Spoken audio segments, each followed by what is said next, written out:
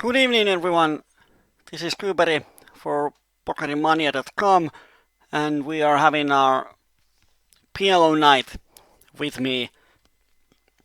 So the idea was to play some Zoom tables today, but there's this milestone hand promotion on PokerStars, and the value is too high to miss.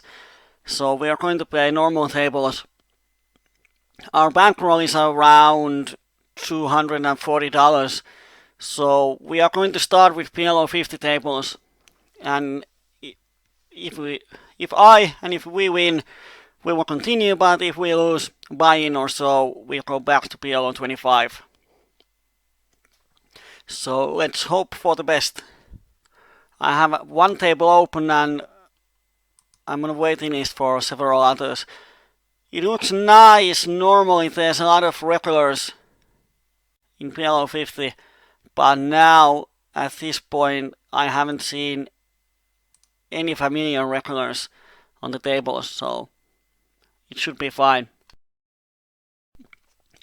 Yeah, we tried to hit the milestone hand yesterday in our Finnish PLO night, but we missed them all. So the chances are pretty low, but at least it's a free promotion, so there's no point to miss it out. And I would suppose that most of the recreational players are playing normal tables because you can't hit the milestone hand on Zoom tables. But then again, I don't know if the recreational players know that you can't have the promotion on Zoom tables. So I'm going to open up actually 4 tables of PLO50, so there is a chance that at the same time we are going to lose 4 buy-ins, but yeah, if that happens then we'll go to PLO5. But anyway, I'm not sure if I have ever talked about the system that we are using for these PLO nights, about how we build the bankroll, but I won't get to that unless Arnimetsa is going to explain it on the chat. The value for the milestone promotion is that every, I don't know, there's so many numbers, is it for every million hands the hand is going to be milestone hand, and the winner of the hand wins something and all the rest wins something. I'm not actually even sure how much everyone wins, but there's this potential next milestone hand award shown here, and it's based on how many VPPs you have accumulated on that table for the last half an hour or an hour. I'm not even sure about that, but basically if you have played some time on the table and the milestone hand hits, you win more. There's the number that goes up, like the minimum is around 100 or so, but it can go up to 2,000, 3,000 if we keep playing.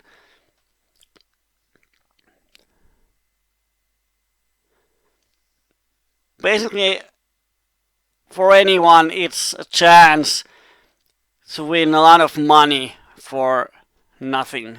You don't have to be a good player, you can win a lot of money. I tried to open more on the table 1, but missed it. It's not the end of the world. But I don't want to see a free flop. Hand has so much nut potential that I think we can open, and if we hit we can get a lot of value. But now when we miss the flop, it's a 4-way pot, there's no need to try to bluff 3 people.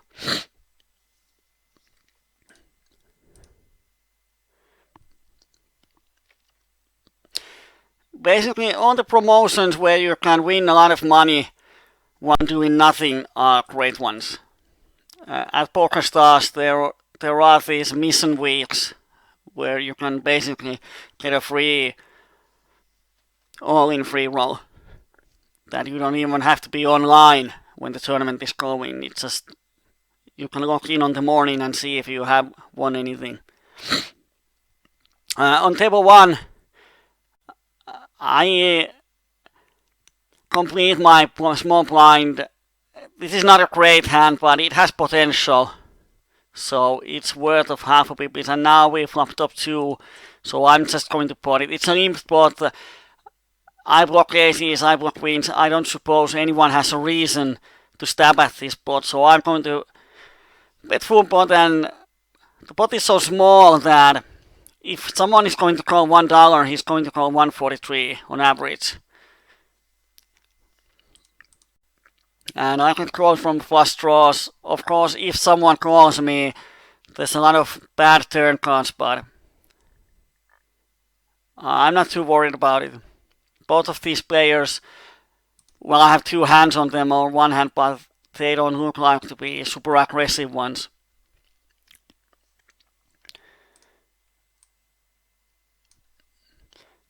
Yesterday, when we played PLO50 on our milestone promotions, it was funny that when the milestone promotion hand was dealt, all the regulars sit out and find another table. I don't know what's the reason behind that, but it was quite annoying.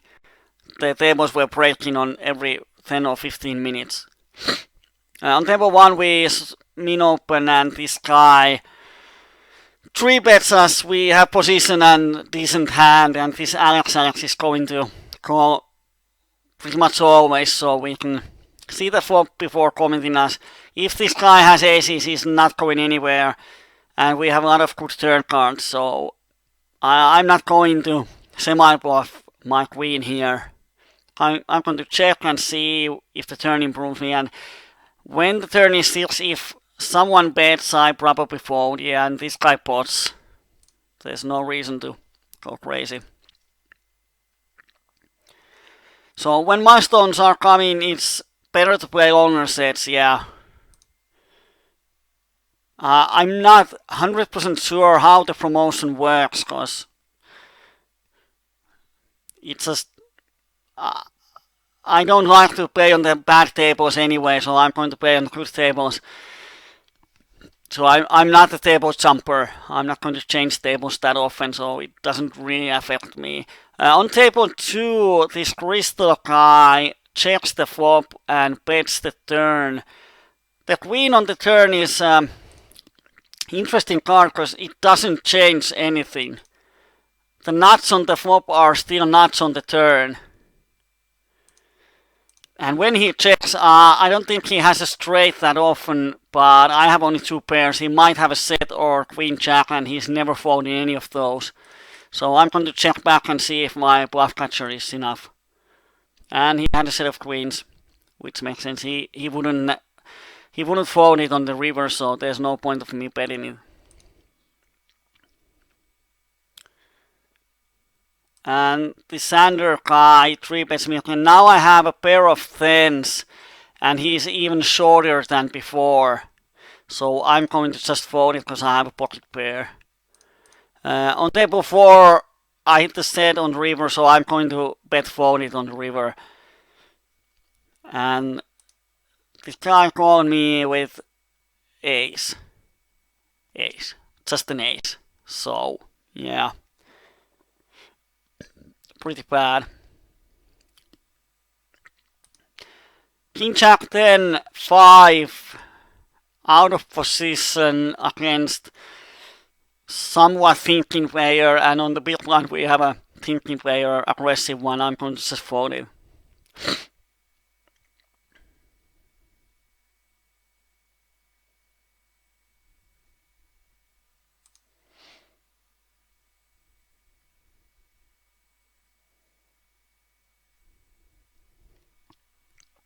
Yeah, this is what Armin said. A lot of players play longer sets to hit the next milestone, but it was funny that recreational players stayed on the table, but regulars sat out and found another table. Like there was this couple of regulars playing 8 tables or 6 to 8 tables, and suddenly when the milestone hand came, even if it was a good table, there were green players, there were fishes on the table. they just sat out and found another table. And I really don't see what's the reason. Here on table 2, if we had called the flop, this would be a pretty nasty spot.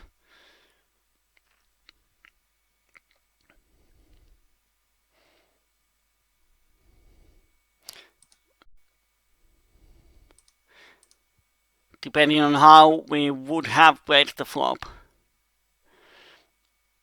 On table 1 we have a double cut shot with backdoor flush draw.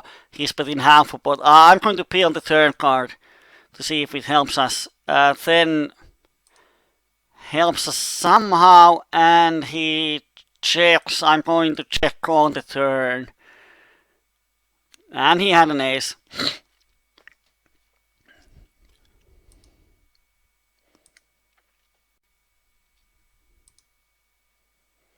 On table 2 we open queens. We have Crystal. He hasn't ever check raised on a 9 occasion, so I'm going to value bet this flop with one overpair. And 8 kinda sucks, because either he has now 2 pairs or straight quite often. There's not much we can hit on the river, so I'm just going to check and hope to have a paired river like 4 would be nice card for us. So easy. So I'm not sure if he's going to value bet his straight, but he has a lot of straights on his range, but he has river aggression too, and he might bluff the river, and it's under half a pot. So with my overpair, when I check the turn, that 4 is great. If he has 10-9, 10-8, I'm beating him, so I have to call. And he had a jack 7 called me with the cut shot.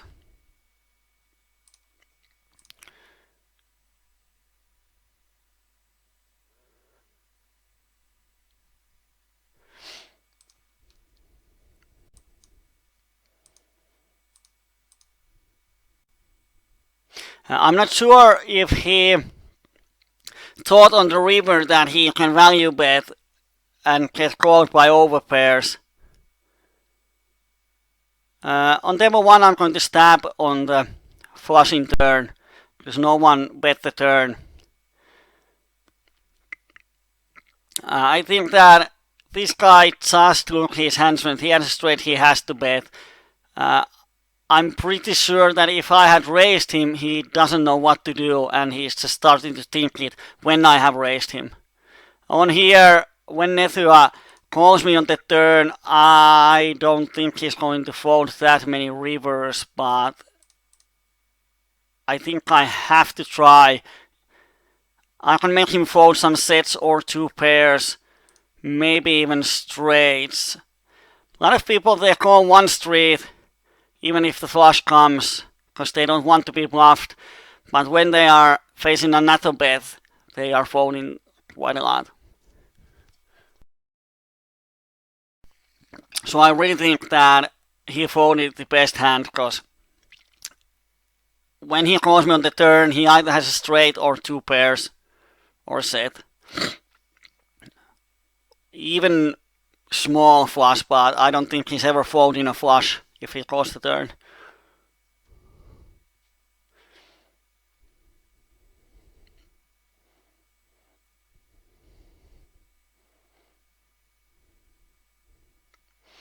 Here this guy went all in on the flop with just the flush draw with 28% equity.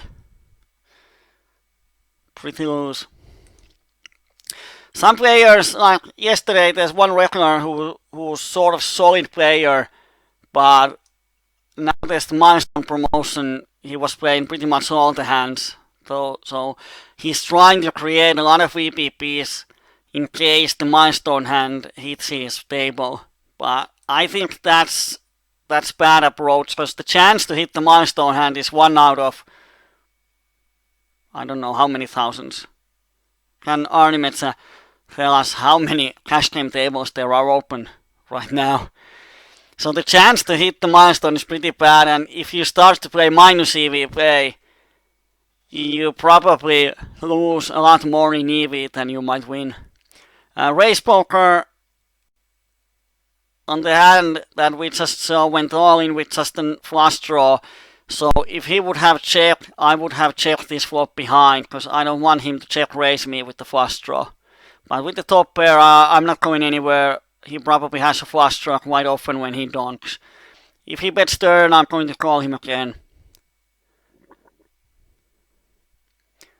I don't know what happened to Justin TV. It looks okay to me.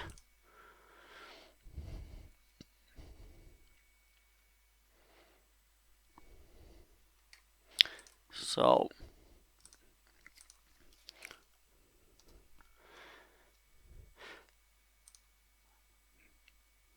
there's something wrong with the stream, so let's hope it goes back up. We might need to have a restart here.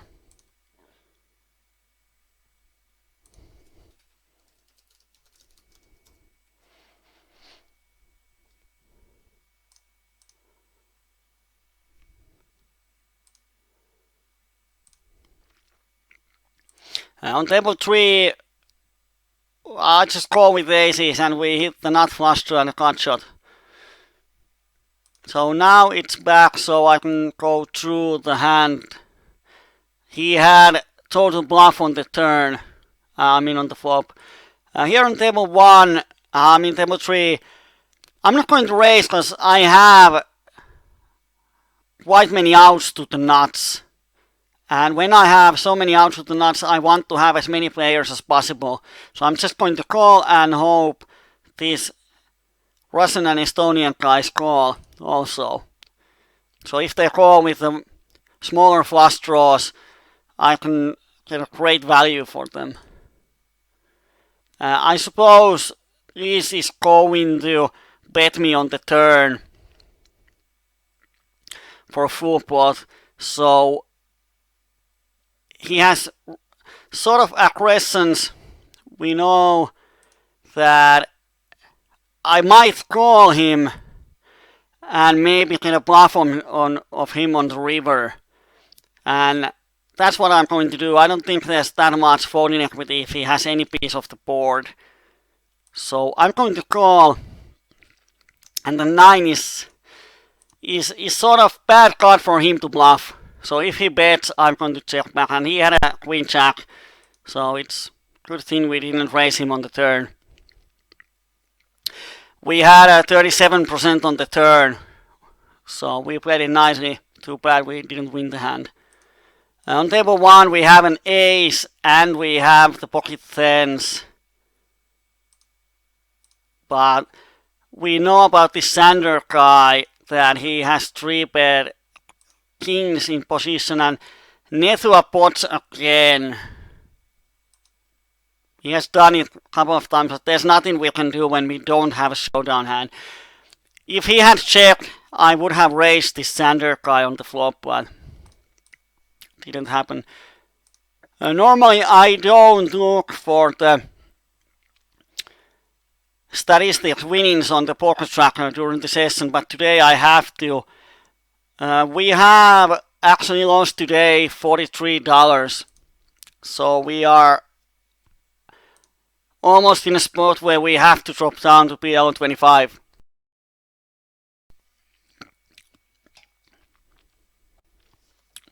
The session didn't start good.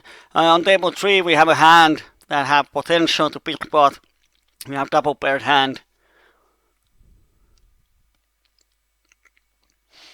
Let's see what happens.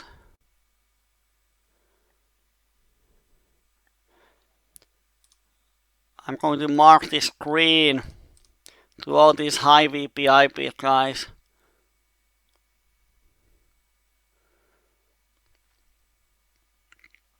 And we hit the set. It's a bottom set, but both of these guys are VPIP 89, VPIP 58. So if they raise me, I I'm not going to fold bottom set against these guys.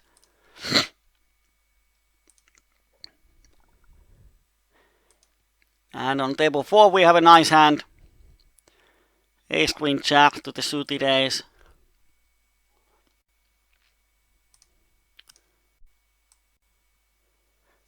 Yeah, some of the tables are pretty bad, so we still have high VPI players on almost all the tables. So let's keep this one. On table 4, we hit the top pair, top kicker, and a nut flush draw. On this board, it's pretty much the nuts for me. So let's see what happens on this hand.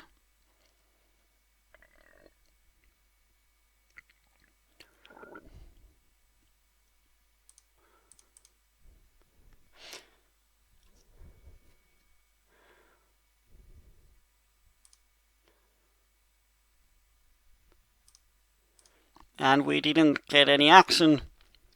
Too bad. So the borderline was when we are down to $50, I close these tables and we go back to PLO25. But we are now on minus 37. So can Arimetsa confirm that have we talked about the financial system for these nights ever on these cash games? About buying shares and stuff. This crystal guy checks this flop. I don't think he's ever going to check with the straight, so what I was trying to do is to bet the flop and barrel all the safe turn and river cards, but when the board pairs, it just changes the board so dramatically that if I had a straight, I'm not sure if I would bet it here. It's hard to represent the straight, so I have to check back and just give up on the pot. And he can bluff me with a missed flush draw. I don't have any showdown value, so I could have raised the river, but the line is so awkward and he's a green player, he doesn't like to fold. So the chance to pull it off when I don't have a hand isn't great, but if I had a hand, it would be a nice line to induce him bluffing the river.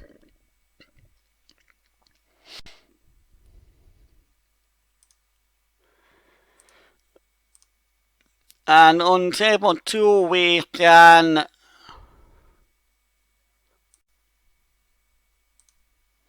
I'm going to 4-bet him. We will have SPR little over 1, probably. We have an SPR of 1.5, but if he has a 10, then so be it. And I'm not betting full pot, I bet half a pot, because he might go crazy with some kind of draw. Not sure. And he calls. When he calls and I have only half a pot left, that 6 sucks, 8-9 cut there, but I have to shove it. And when he thinks he doesn't have 8-9, so it's good for me. But well, he had 8-9. I don't know why he was thinking so long. So after losing that board, we have to close the tables and go back to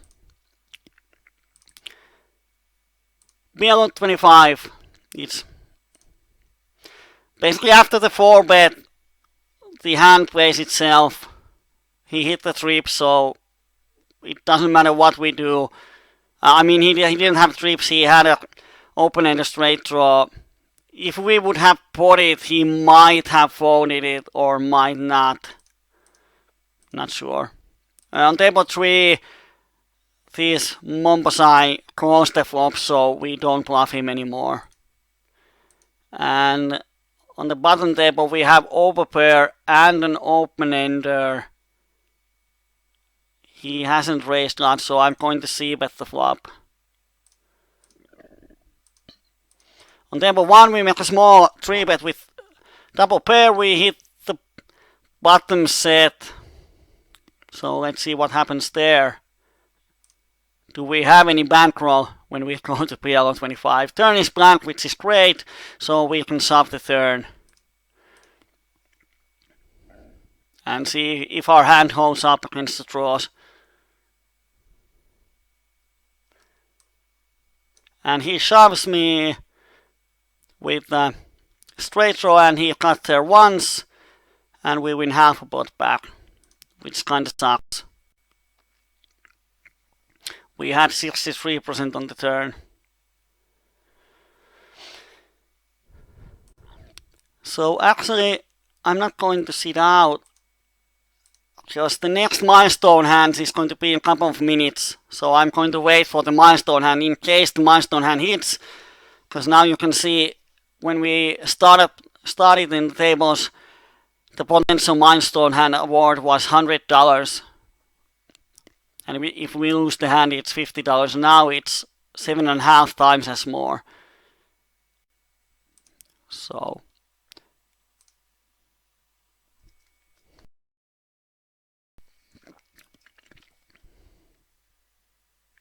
the AI is going to ask if I'm going to make the amazing bacon burgers for tomorrow's hockey final. No, I'm not. I hope I have a time to watch the finals. It's going to be close, but no time for bacon burgers. Sorry. If they win, I might make bacon burgers on Monday morning.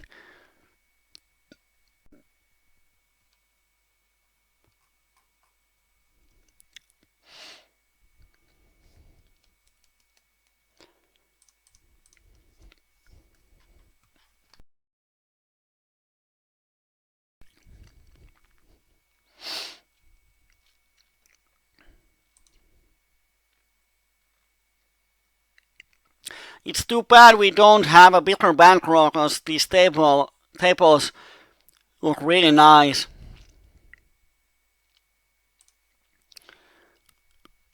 But we have lost $90 so far, so when our bankroll for the evening is $240, it's not a great thing.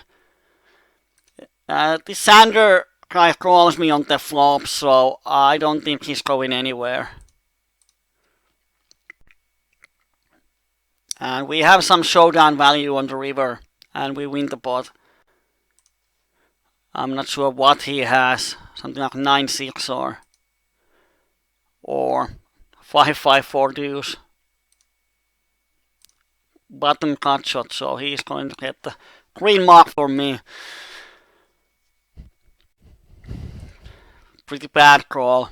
I would understand the call if he would have bluffed the turn.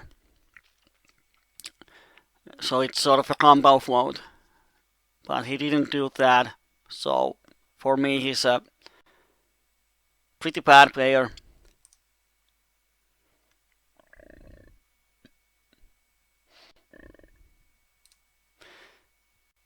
Quite many players with really high VPIP today, which is almost the opposite as yesterday. So the financial system is that the money that we are using on these PLO nights is from our members. And there's a thread in our insider section that you can buy shares of the coachings. And it can be even the smaller amounts, or you can buy bigger amounts. And if me or if there's some other coach that is using the same system, if I win, we split the winnings 50-50. So the shareholders get 50% of the winnings, and if somehow I happen to lose, then I don't have to pay back anything. So it's sort of a way to pay for the coachings and potentially get some money besides it. Here Nethua bets quite big. We haven't wrapped, so I'm going to call. No reason to go crazy. And when he checks, I think it's a great spot to semi-bluff, although he's really crazy guy. So I'm going to bluff him on the river, because I suppose he has to set a lot of times when he calls the turn. And he should fold all his sets and two pairs.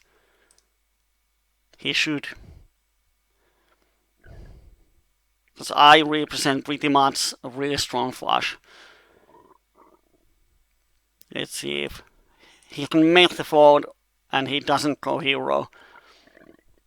And he folds. Which is nice.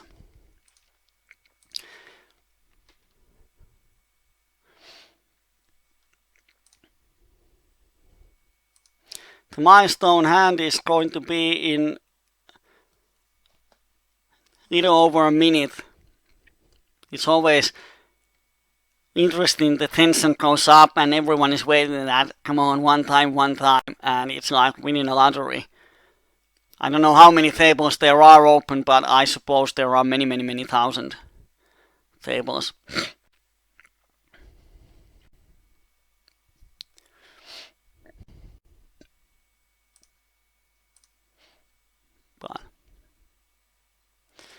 So the financial system, I can't even remember what I said, but basically you can buy shares of the coachings. I'm not sure if we have any other coachings with similar system right now, but we have had, and we might have in the future.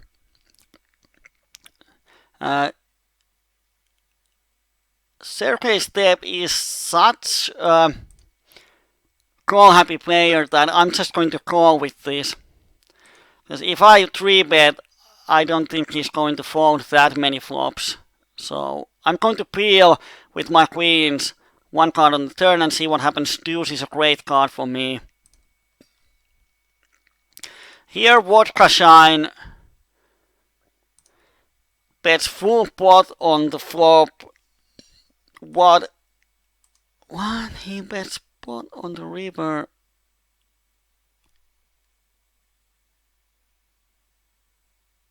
I'm going to fold because when he pots, it's such a strong bet. On the table 3, I think that tens are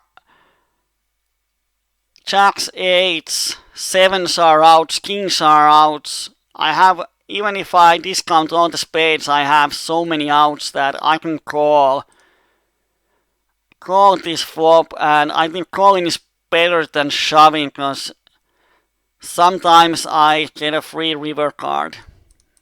But now I need to have around 25% equity to call here, so I need around 12 outs. And even if he has aces with the flush draw, I still have almost enough of the outs. So we have such a high wrap that we can definitely call here. And he has a queen, which sucks. He didn't actually have that great hand. He definitely overplayed it slightly, but we didn't hit our hands.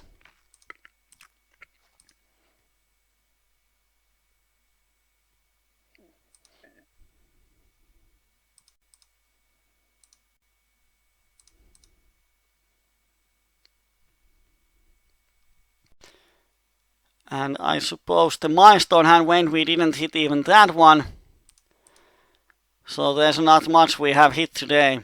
And we have lost $114.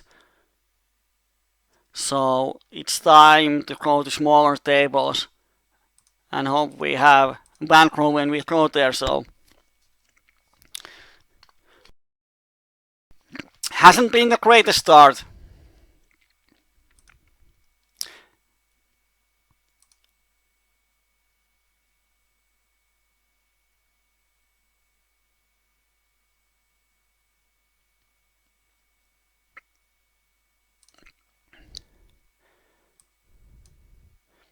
Well, we had only 24% on the turn because he actually had a queen 10-8, which had 3 blockers to our hand.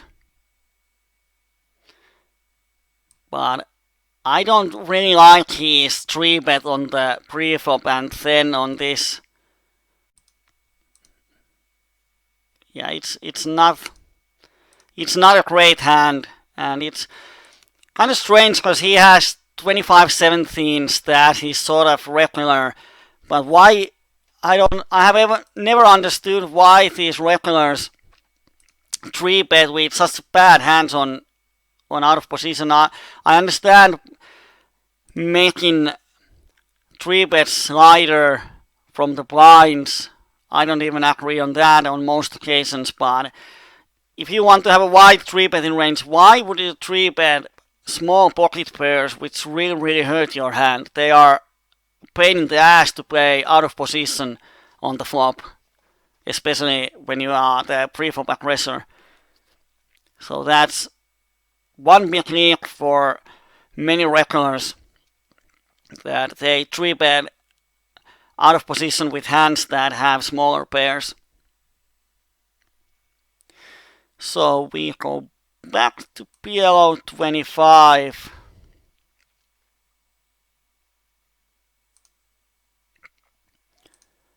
It's the first time that we have to drop down on levels on these coachings.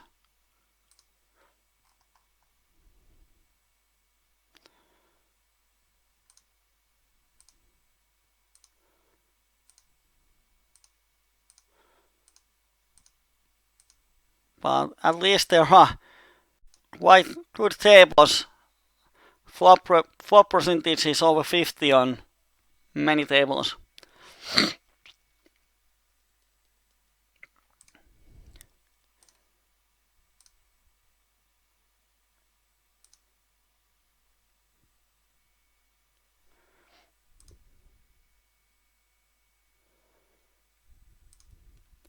And let's see what happens here.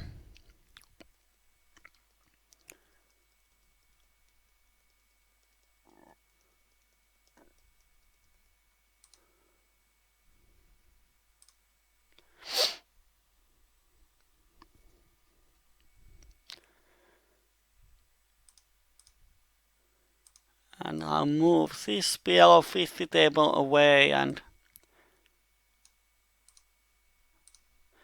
we open only PLO25 tables.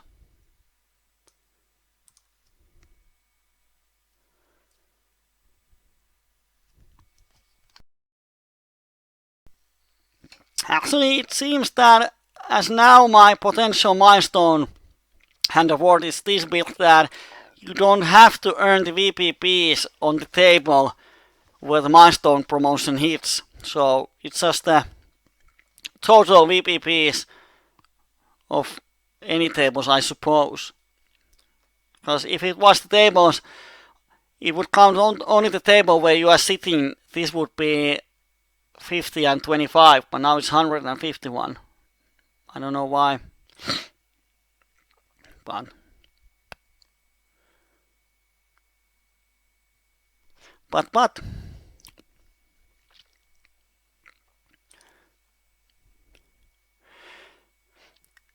someone asked me on the Skype today that is there a big difference between PLO25 and PLO50? And yeah, there's a difference. I'm not sure if it's a huge difference, but on PLO50 you get a lot more 3-bets. In PLO25, regulars 3-bet you from different positions, but on PLO25, most of the players don't 3-bet you that much. On table 3, when we flop the second nut flush, it's a 4-way pot, so I'm going to donk half a pot on the flop. But everyone folded, which sucks. Because when it's a 4-way, I don't suppose the pre-flop raiser is going to bluff into 3 peoples. If it was 3-way or heads-up pot, I would have check called or check raised, depending on the opponent.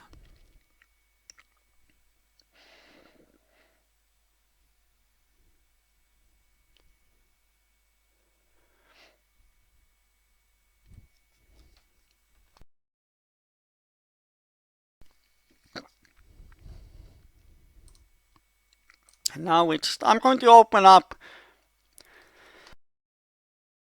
Actually, I'm not going to open up any other tables because our bankroll is around $125. So if I open one more table, we have our whole bankroll on the tables. So it kind of sucks, but there's nothing we can do. On PLO50, we run around $40 under EV, and then we had one hand where we had enough of equity to call, but we didn't hit any of our outs. So can't win them all. And then we had the one pot where we 4-bet and the opponent hit with the open-ender and called with his open-ended straight draw and happened to hit it on the turn.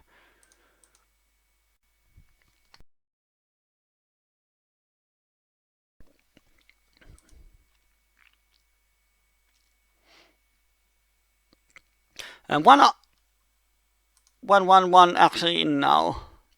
I thought about playing Zoom to get more hands because people are thinking so much. I don't know why, but it's kind of slow paced. But I really want to hit the milestone hand. I have never hit any of those.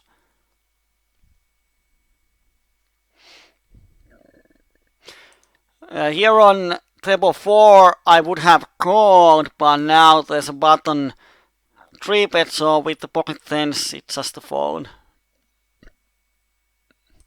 On table 1 I'm going to 3-bet.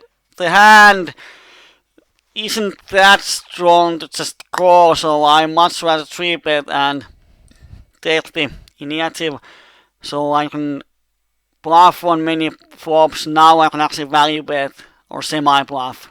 I have top pair and a cut shot, some backdoors. And he calls, and the jack is total blank. And it gives me more out, so definitely our hand improves. And our opponent's hand probably doesn't. And the queen comes on the river. We have no idea of him. So I'm going to actually shove here, because I have pretty much two pairs. If he has 10-6, he might. He's from Greece, he might call me. He might call me even with the over pairs. And he has backdoor straight, and he didn't fold it. One option is to check, but when it's a backdoor straight and it's a backdoor flush, I'm not that worried about it. But yeah.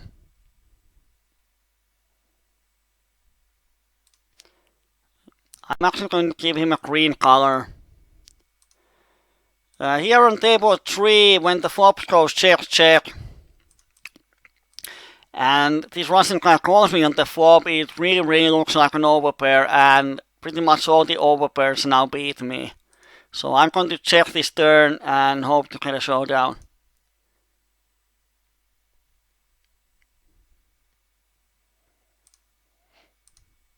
And he bets $2, which I have to call. And he has the straight. He was drawing straight into paired board, which is sort of bad. But on table 1, we have a 3-bet and we have a premium ace crack in hands. And it's the first hand that this guy plays in 16 hands, so too bad we don't hit the hand. So our journey in PLO25 hasn't started any better.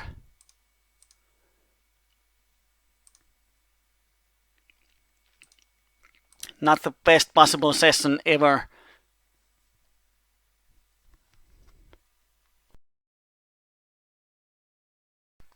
In Countersign went all in on the flop with an ace. Wow.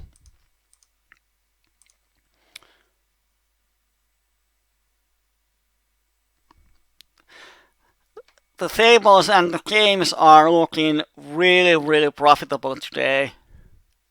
Like people going crazy on every table.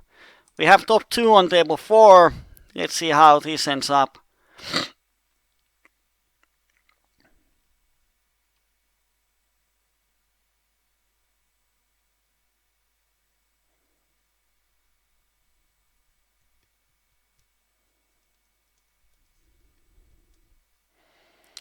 And we have a pot-sized bet, which is really strange. I'm going to call and see what happens on the turn. 5 sucks, because now we lose to over pairs.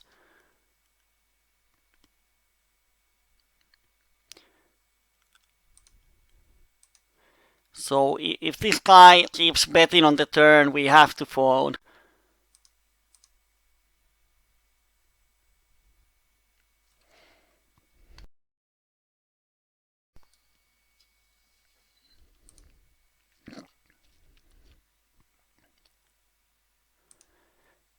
Rooney bets half a pot, but he didn't raise the flop, so I'm not really convinced that he actually has a hand here. And when it's a half a pot, I'm going to call this turn, because he's not going to bluff the river. 9 of diamonds sucks. It's pretty much the worst card in the deck, actually. There's not much we can beat, and he bets half a pot, so there's nothing we beat anymore.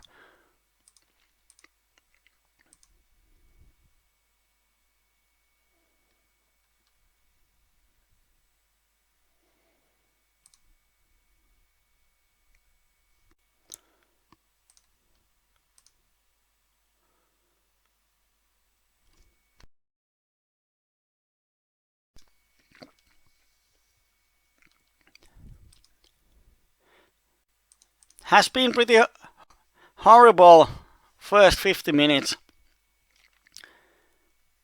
But we can rise up. We have still around 1 hour to go. We hit top 2 and bottom cut shot on table 4, which is nice.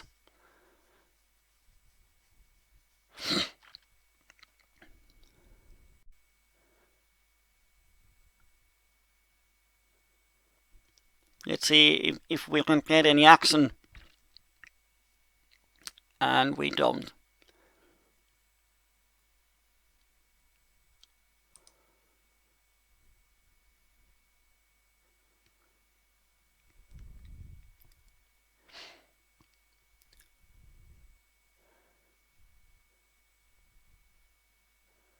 Ace King 7 8 against Rooney, who plays all the hands. I will call the 1 BB raise, and on this flop I'm going to peel the turn card. And it's quite nice. We have now flush draw and an open ender.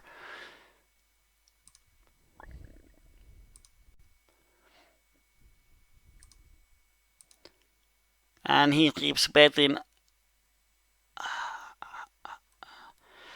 It's the same line that he makes this half a pot bet, so I'm going to actually...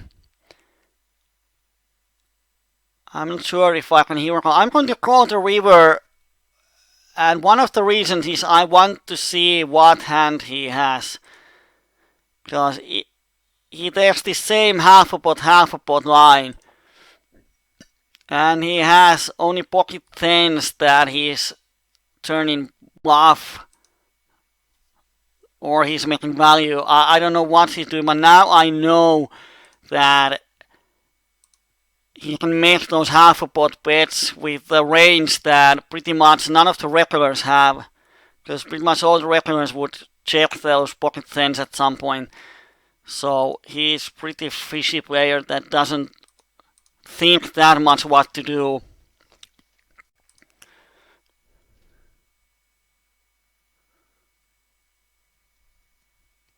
So I think that the read is actually worth of $2, and we almost beat him.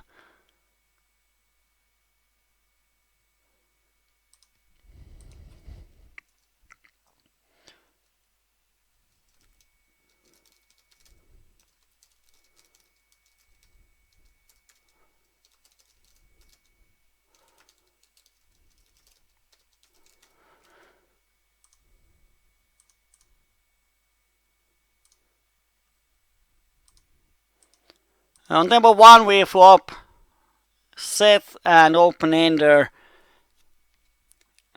but we don't see any action on the flop, and the turn flushes the board, which sucks. And this actually, when we block one of our own outs, it's pretty close to folding.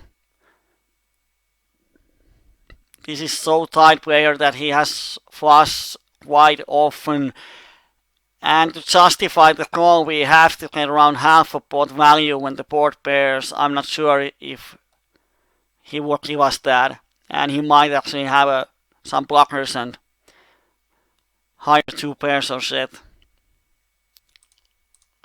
Here on table 4 we are going all in with our open flush draw. It's just up to our opponent if he wants to gamble. He wants to, and he has top 2, so it's 50-50, and we don't hit anything. It's not a surprise.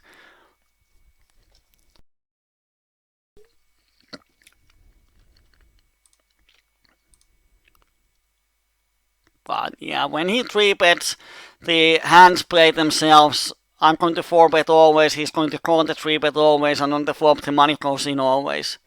So, nothing new there.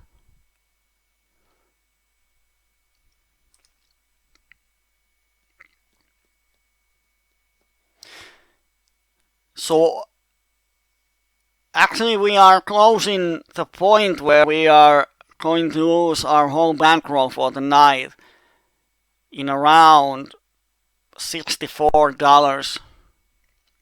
So if we lose 3 buy-ins, we have hit the bottom, and it has never happened before. I have to check the thread. What's the rules say? What do we do then? If I remember right, I'm going to play for the rest of the coaching anyway, but I'm going to continue with my own money. Now we hit nice against Rooney, but the fact is that we block aces, we block 5s. There's nothing he can hit on this board, so the only way we can value is by giving him opportunity to bluff. And let's make a fishy min raise, hope to get some action. And I'm going to pot the river, because either he has trips or he has some kind of hand he's going to call.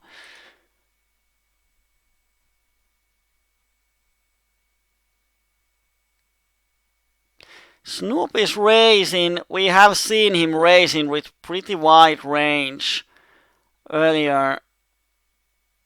With this bet sizing, I think he has draws a lot of time, so I'm actually going to call and see if I can hit the spade on the turn, and I have a cut shot, which is nice, and some other.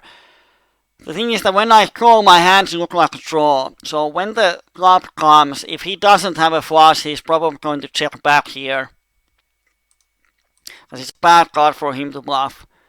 And he bets really small. That looks like a nut flush, or it's some kind of set 2 pairs that he's not sure what to do. But his bet sizing is never a pure bluff. So he has a hand that beats me, and I am quite often drawing dead. If he was bluffing, he would bet bigger.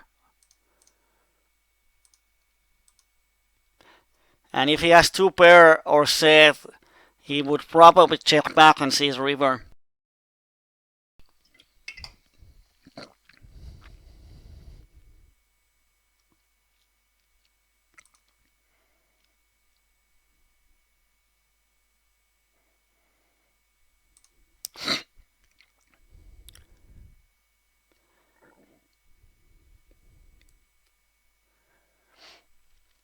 Next milestone hand is coming up in 1.5 minutes, so again we hope for the best. On table 3 I'm going to min raise just to build up something for the pot. And now this Russian Nit 3 bets. Although he might have aces, I have 4, 5, 7 and flush draw, and this button comes along, which gives me better implied odds, so I'm going to call the 125. And the flop is awful. The thing is that, yeah, ace comes on the flop, I block aces.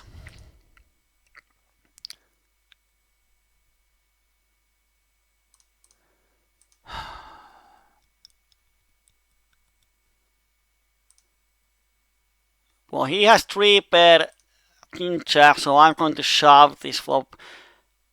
If I can make him fold any ace XX hand, it's great for me.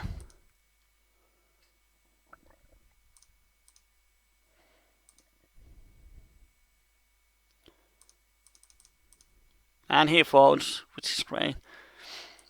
On table 2, we turn our inside wrap into a bluff on the turn. He calls, and on the river, wow. He had a set of tens that he slow plays. It's actually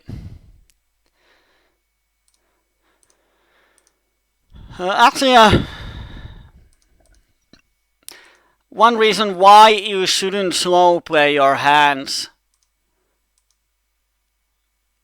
Yeah, he got value on the turn, flop and turn, but on the river, if the board doesn't pair, it completes a draw on this turn. This turn is a safeguard for him. He is blocking one of the aces. He should raise the turn always. Because 75% of the time on the river, a straight completes.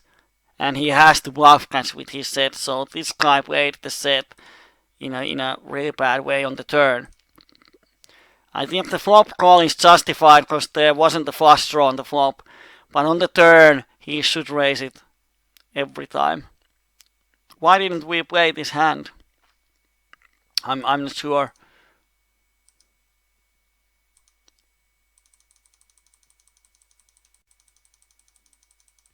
Oh, we should have called, in my opinion.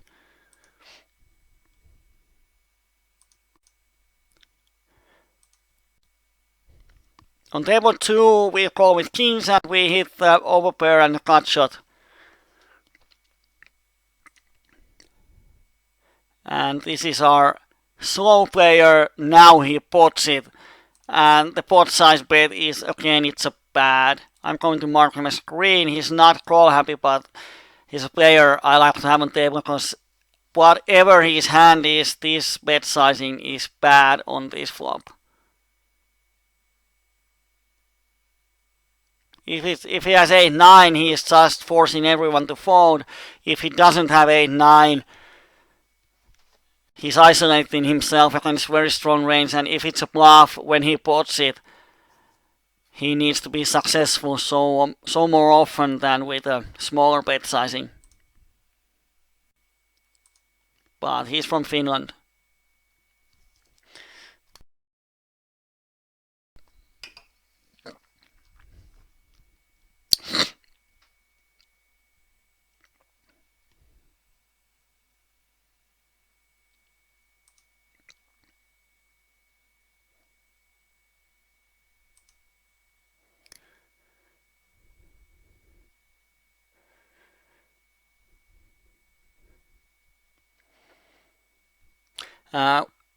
I'm on the button with the crappy hand and I have this noob on the small blind. It's kind of call happy.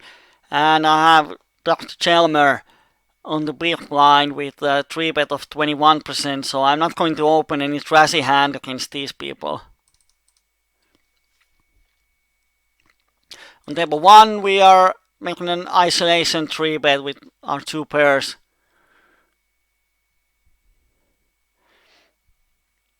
And the flop is sort of bad and he donks full pot, so he definitely has some piece of the board.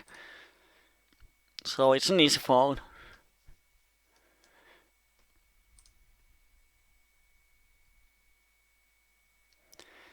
Steven said 10 minutes ago that it's a cold deck. Yeah, it has been sort of cold today. Outside it has been a warm day, but on the tables, pretty freezing.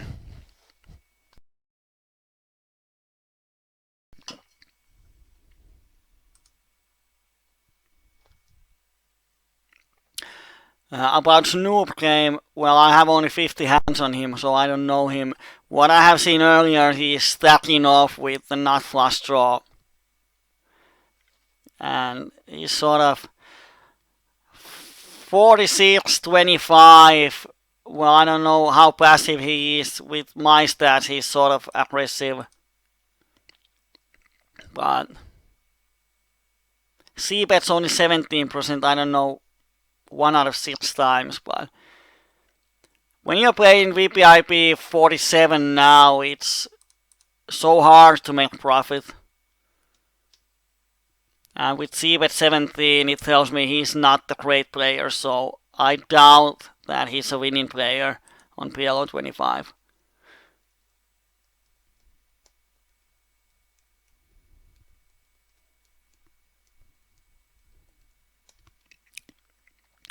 On table 2, we missed the flop completely, so I'm not going to play on this flop. On table 1, if our hand was stronger, I would raise this Ukrainian guy pre-flop, because he's regular. It's making our position more stronger because he knows how to fold. I'm going to call the flop and raise the turn. I don't think he's going to hit the flop often enough.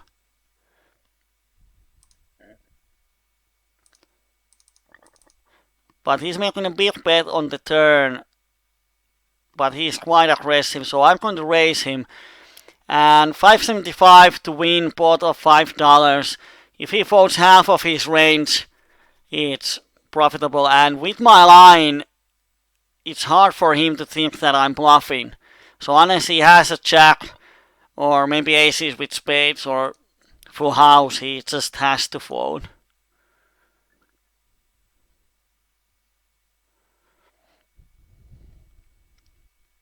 And he shoves, so he probably has a king jack or pocket kings. So yeah, this time he had a hand, but if we think that how many hands he opens, he pretty much c-bets 100% of his range, so like 90% of his range he's going to fold on the turn. Now he happened to have a hand. But he's never re-raising us without at least the trips. On table 4, Rooney bets full pot, which really looks like he has 8-9. But I have 2 pairs and I have a bottom open-ender. He's such a crazy guy. I have to go. Now he bets half pot. So I have 3 pairs and an open-ender. So I'm going to call once more. And hit the full house. And against Rooney, I'm stacking off on the river. And let's just see if he has any. If he has a straight, he's going to call me.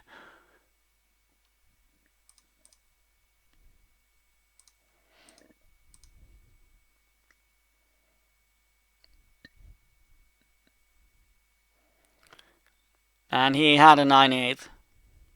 And on the turn he had a straight and a flush draw. And he bet only half a pot.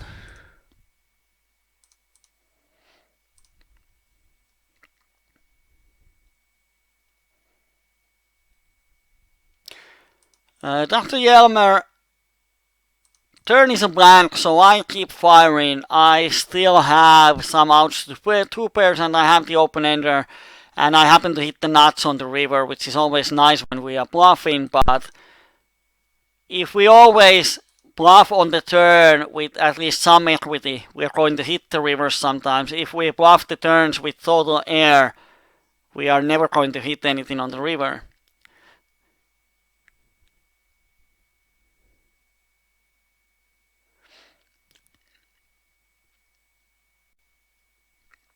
And when you are, David says noob is up 11 BPs per 100 hands, you always have to check. I'm not sure if you're using Hold'em Manager, does it show the all-in and adjusted winnings. But this BB is actual winnings and this is the expected value.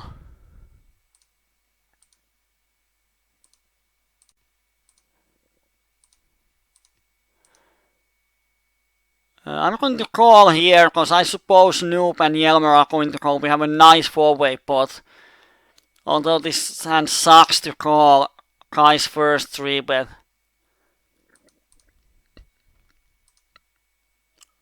We have top 2 here. I'm going to make a small raise to protect my hand against the flush draws. And I don't think he ever has 5-4 here.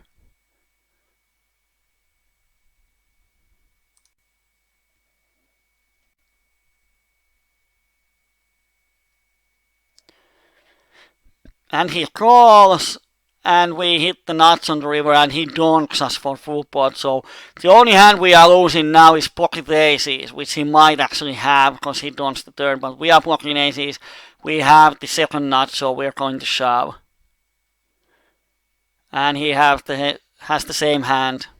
But he also might have smaller full house a lot of the times. Here on Snoop, I don't think he's ever going to go crazy pre-flop, so I'm just going to call with my aces. And I'm going to check raise him on this flop.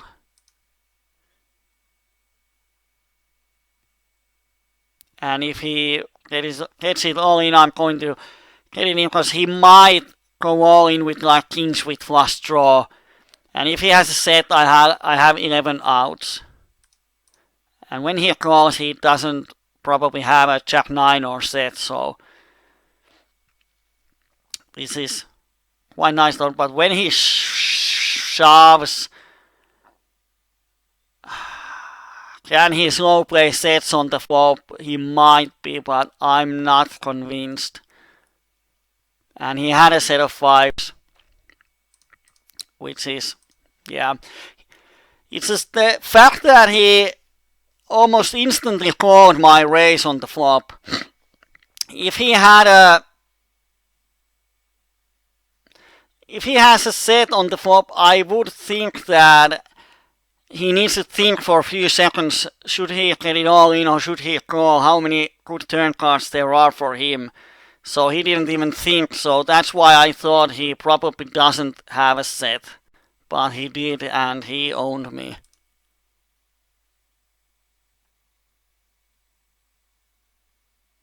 And if he's winning, then the overall level on PLO25 is really, really bad.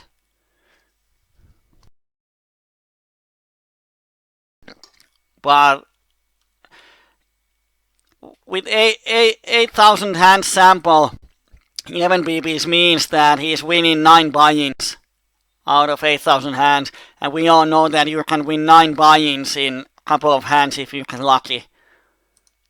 And he might have sucked out twice in a big pot, and I am not convinced that with these kind of stats you can be a winning player.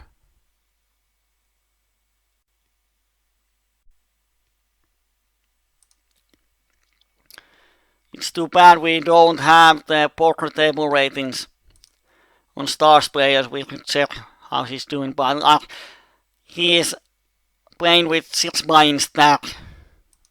So in this session he has won 6 buy-ins on one table, and who knows, he might get lucky, he might have hit the hands. Who knows? But the way he is playing, it's hard to imagine him being a good player. Because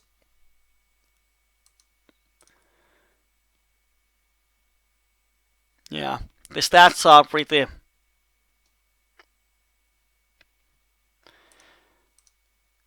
it's like when you play half of the hands, you have so many marginal hands that I'm not sure.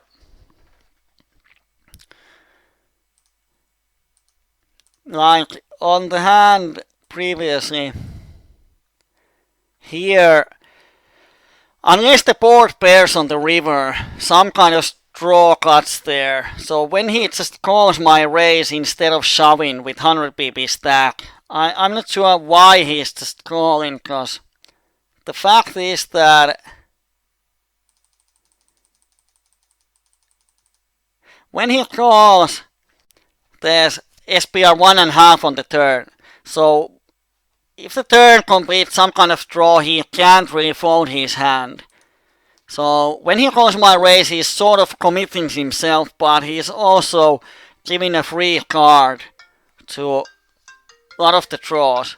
So instead of getting it in with the best hand on the flop, he waits to see the turn, and sometimes when the board pairs, now when he raises, if I had just an like queen 10 8, I might fold it sometimes. So I don't like this play. If it was a rainbow flop, it would be better. Or if it was Jack 9, I don't know. Well, Jack 9, there's so many turn cards. Any card over 7 completes a straight.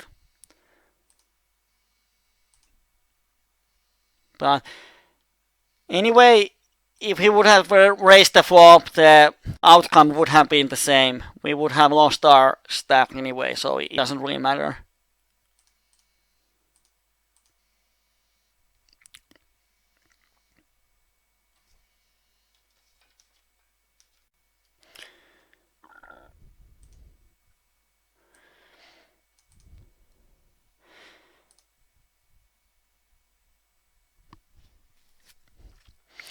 So I'm not sure if we have, when I look at the graph for this session, we have 2 hands today that are over a couple of dollars. So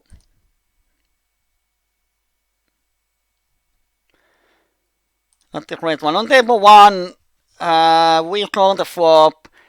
We don't have any information on the opponent. I'm going to call the turn because it's a great card for him to barrel, but when we call the turn, it's hard for him to bluff the river. And he had a trip 6, so he value bet the turn.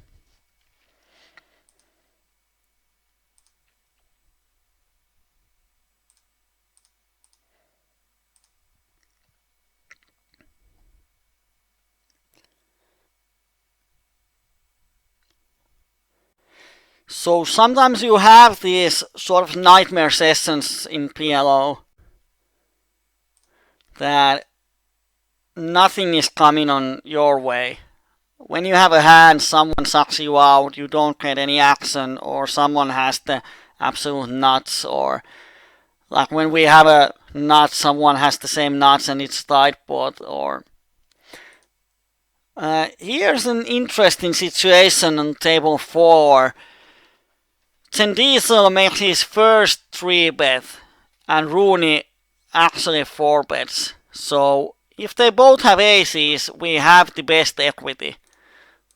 So I'm going to call, and if we get all in, we have the best equity. And now when we hit the wrap, we get it in anyway. Oops, I thought this was a short stack, so I should have shoved. It doesn't probably matter because he's going to get it all in anyway. And we hit the nuts, and no one had a set, which is nice. We won 300 PP spot. So just as I was complaining that nothing comes our way, we actually win a hand. And suddenly we have nice hands on all tables.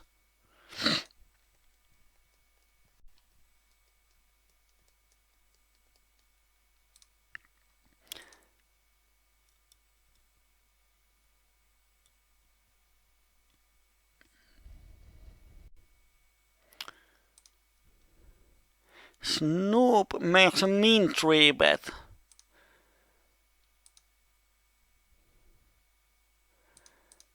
Looks like aces. David comes along, asks what's the main difference between PLO25, PLO50. We talked about that earlier. The biggest difference is that on PLO50 the pre-flop aggression goes up, so you get a lot more 3-bets pre-flop. While in PLO25 you don't get that many 3-bets. the regulars make 3 bets, but that's about it on PLO25. On PLO50, it's like in almost every hand someone 3 bets pre-flop.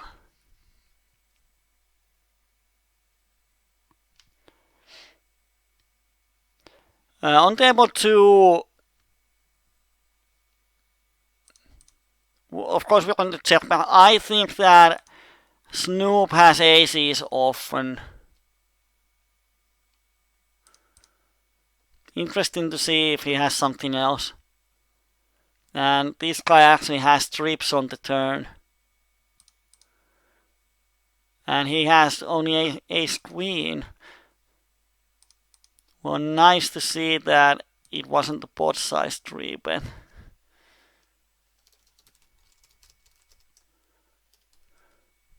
What it was, ace queen 7-6 or something like that. It doesn't really matter what's the actual hand.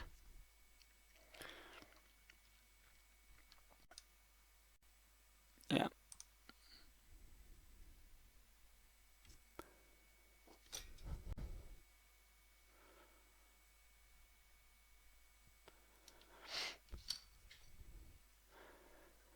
King 10 jack 5. This guy had aces and this guy had ace king queen 8.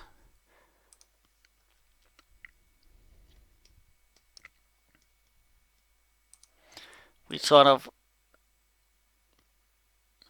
I don't like his 3 bet that much, but after he 3 bets the hands play themselves. So there's nothing anyone can do at any point. On table 4 we are playing over 200 pp's deep, so I'm going to 3 bet him pre-flop. Because he can't commit himself by 4 betting. If he 4 bets aces, it's a bad play for him.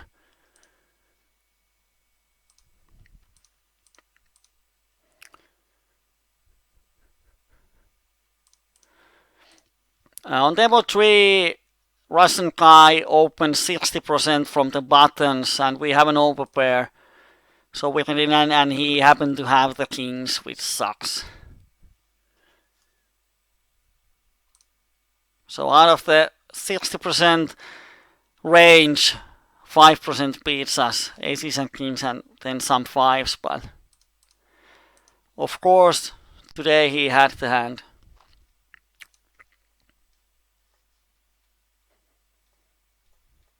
This is interesting because when the stack sizes go up, if this guy has aces on the button, it kind of sucks because he can't 4 bet.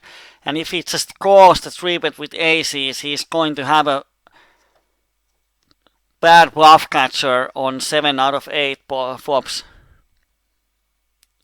So it's funny when the stack sizes go up, those aces and kings, their value goes down.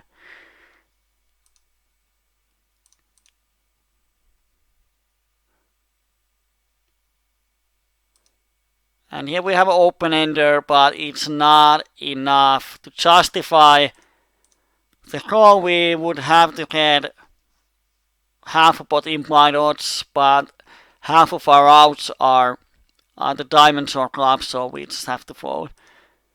On here against Cindy, so I'm going to get it in. And he folds. I don't think if I call the flop, I don't think he's going crazy. Of course, when I have the nut flush draw, I might just call. But I thought that if he's a gambling type of guy, he's going to get it in anyway on the flop. But we might miss some value there.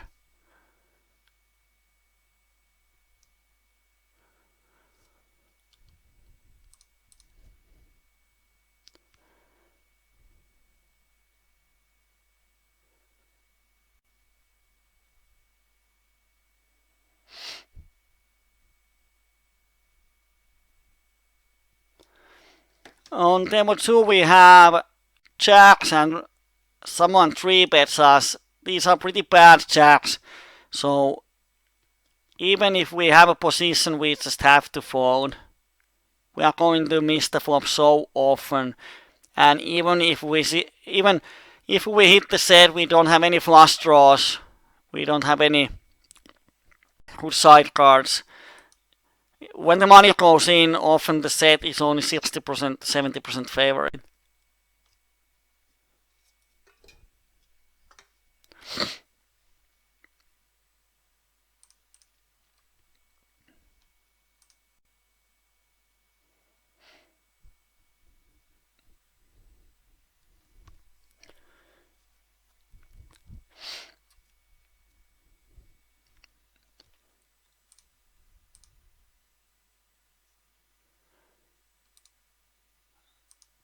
This is an aggressive guy. Let's see what else we have on the table, is that we have a sample size. I'm going to give a green to Snoo because anyone playing with PLO50 I love to play with. And the fact is that, yeah, well, sample size is small, but out of 11 showdown hands, he has won 8. So either he's running good or he doesn't like to go broke with bad hands.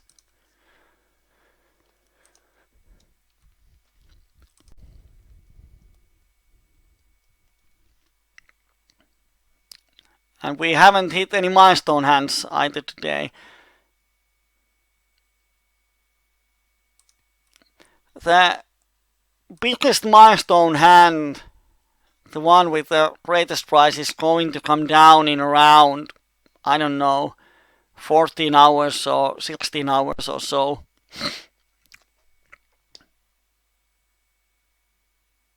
And there's a great value if you happen to hit the main milestone hand. I'm not even sure how many thousand you can win, but I'm going to open these bad queens because this is sort of tight guy and we have really tight guy on the button, so often I'm going to win the button, and we have a loose guy on here. And this Ukrainian guy calls preflop and donks the flop. I'm not believing he has an 8 that often, so I'm going to call. But then again, earlier, if he bets a turn, then I'm going to fold.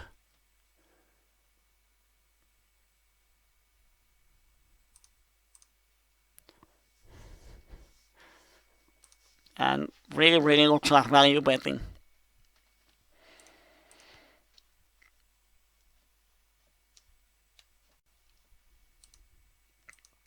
And this is a green player for sure.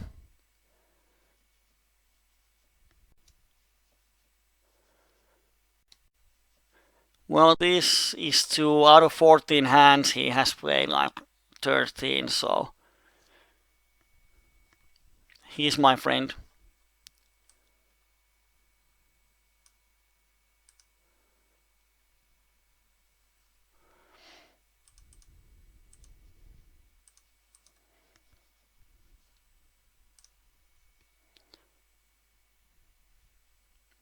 I'm going to open up one more table.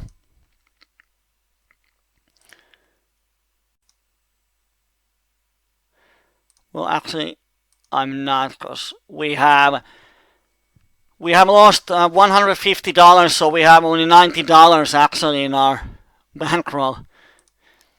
So it's not enough to play 5 tables.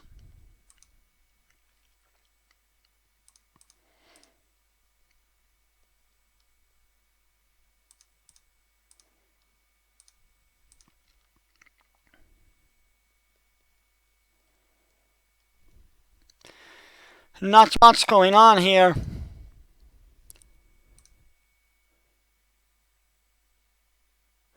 Yeah, it's nice if you are playing No Limit 5 and you win $100,000. It's a nice boost to your bankroll. On table 1 we flop not cut shot and not flush draw. It's enough to stand a raise. So we can definitely see bet the flop. And we hit the nuts on the turn. We have 44-0 guys, so I'm going to bet slightly bigger so I can shove the river if he calls. Because if he has a flush, he's never going anywhere. And now he has 730 and the pot is a61. So we can shove the river.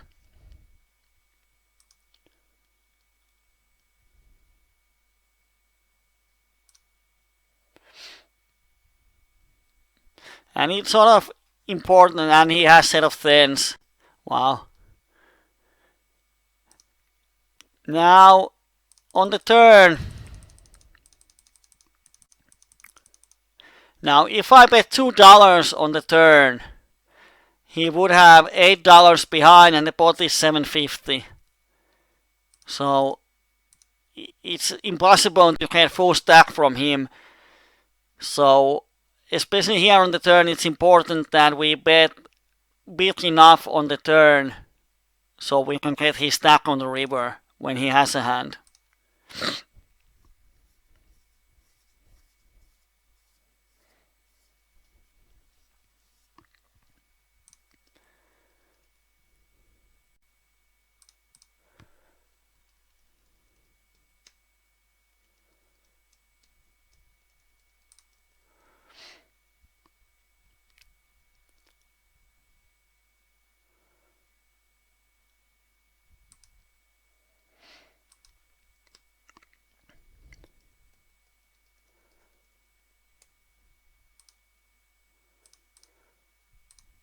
On table 1, I'm going to sort of bluff this flop. I have the cut shot to, in case when he calls 1 out of 10 times I hit my straight on the turn, which is nice. And when he calls, he probably has a weak ace, so we're going to check back and see if we can hit the deuce or 5 on the river. And when we don't, we just give up. Alan is asking, is the same player jumping going on? Not today. So it's funny. Today, no one is jumping from the tables.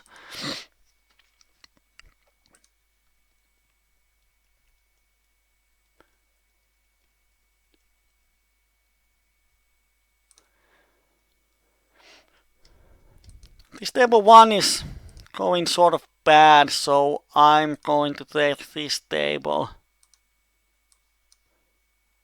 We have the Snoop and we have the Nitty Elpelon guy, who is a Mexican playing on Chilean tables. On table 4 we have a really interesting spot. We have 200 pp's deep with tight player, and we are almost 200 pp's deep with an aggressive player. So especially when there's quite aggressive player and we are sitting deep, our range has to be made up with hands that can hit the nuts when he is on the table. Snoop is limping from under the gun. There's no way he's a good player when he does that. I can see any reason why you should limp from under the gun. There's just absolutely no reason. We have a nut flush blocker, but the pot is only under 3 pp, so no one is folding flushes, no one is folding any piece of the board. And Snoop went out. Wow.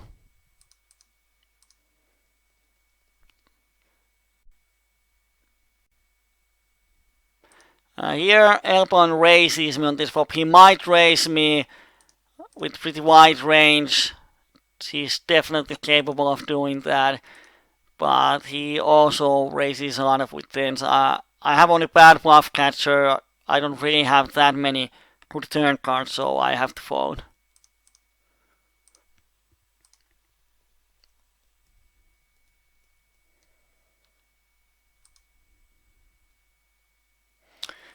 I have 1000 hand on Elpelon, and here we see his win rate is 10 bb's per 100 hand. But his EV adjusted winnings is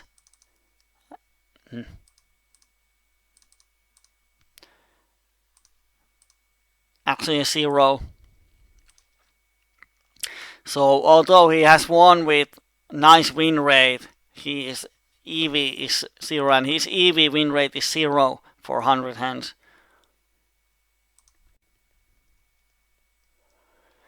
On table 1, I don't have a lot of information for my opponent, but he has folded the only c-bet that has made towards him, so I'm going to c-bet this flop. It's great flop.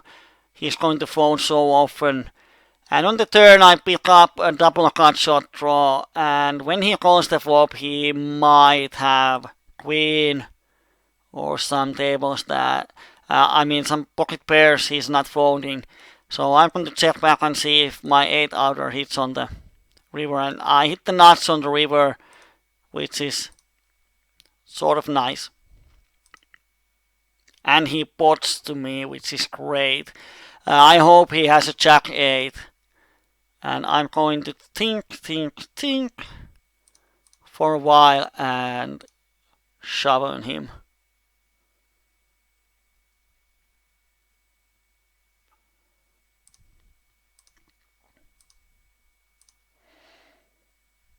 And he folds. And here on table 1 we hit our 2 outer on the turn.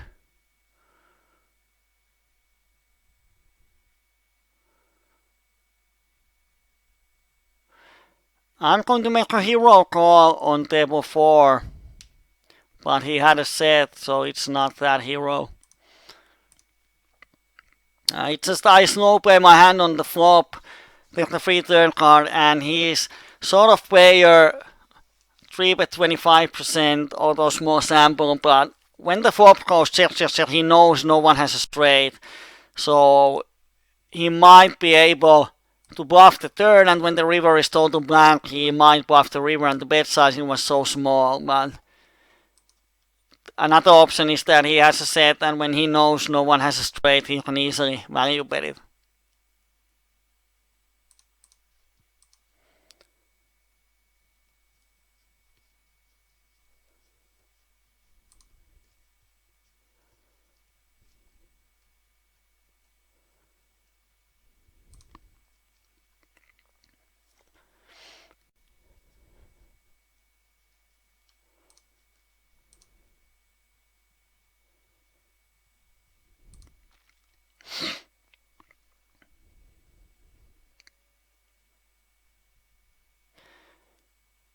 There's not much going on. Next week we can play Zoom tables when the milestone hand promotion is over, and it's better for the coachings because then we can get a lot more action. With 4 tables sometimes we just have to wait, and we have to wait, and we have to wait.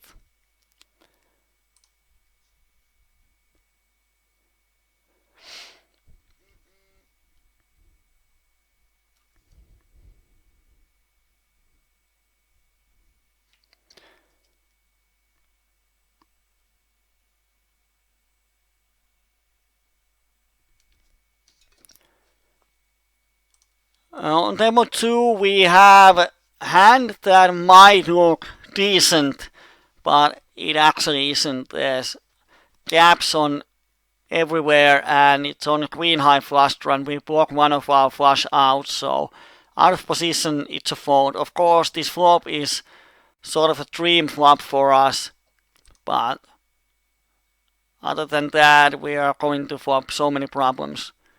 In position it would be easier to call.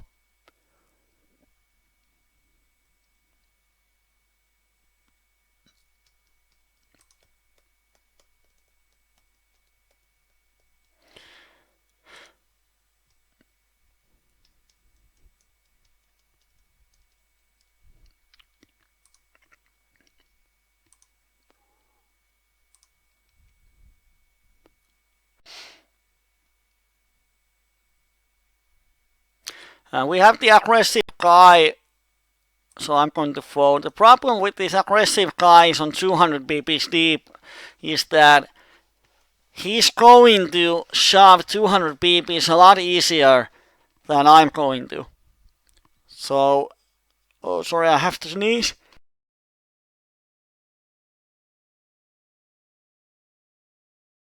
Sorry. So he's going to shove with a lot wider range than me.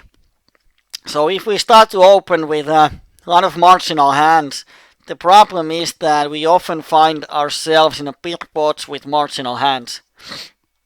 So I much rather keep my ranges stronger. So when he gives me aggression, when I hit the board, I'm going to hit it hard.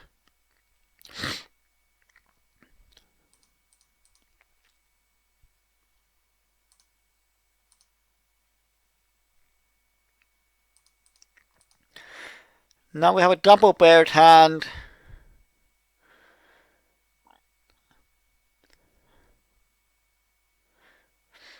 Let's see what happens.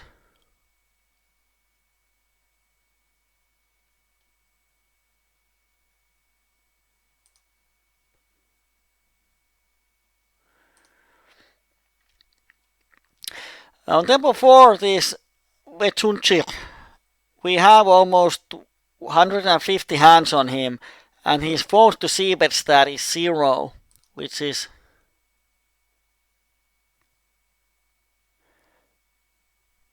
quite. On table 2, I'm going to actually just fold it. I have the bottom end open ender, and he donks it, but I'm just going to fold.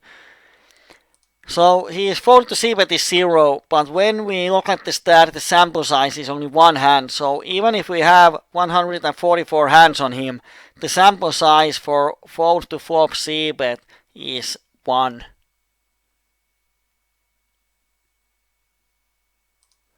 Which is always good to check that when you have a tight player, you check the sample size. You don't make any big assumptions that he's never folding to c-bet. On this flop,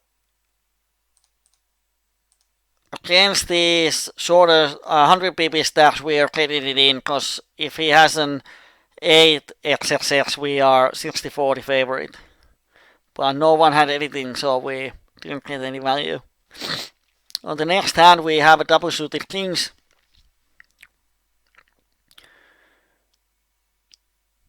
Which is a nice hand. Definitely we're going to open it.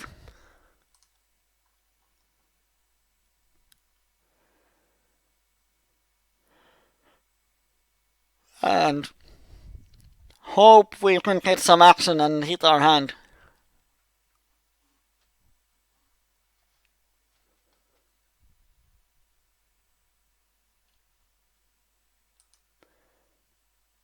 And we don't. But I'm going to make a $1 c-bet and hope I can win the pot.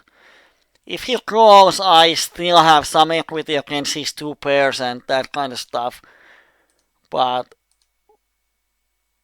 the plan is to c-bet the flop and not put in any more money on the pot. On table 2, we flop the quads and we hope someone has something. But the problem is that when we are blocking all the outs, no one can have anything. So in PLO, when you flop the nuts, first you are like, okay, I have the nuts, quads, nuts, nuts, quads. But soon you realize that when you have the quads, opponent can't have pretty much anything. Only thing he can have is set of jacks, and it's a setup we don't win any money in the long run. And now we just hope he has a full house.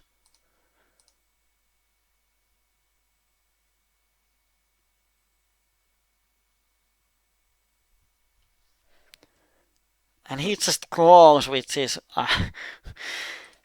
well, you never know how the fishes think. He shouldn't have a hand that just calls the turn, but... yeah, he had set of 8s. So... this hand wasn't the setup when he calls the flop. I think he should have just called the turn. He's sort of overplaying his full house there. Because when he raises me on the turn, the only hands that are going to call him are bigger full houses and quads.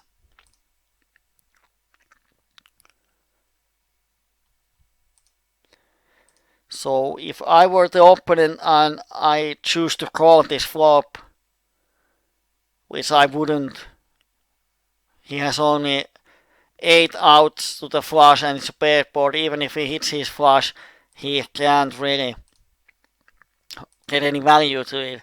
So it's bad call for him on the flop, which makes it a mistake. So the rest of the hand is just an outcome of that mistake. And on the turn, he has the second full house.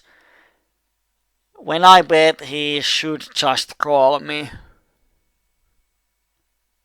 Because when he raises, like, what hands would I call him when he raises me on the turn?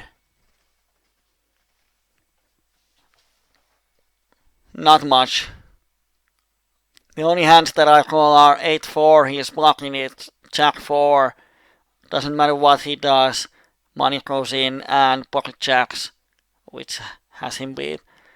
So he played it bad on the flop, he played it bad on the turn, and well, the river is just the outcome of those.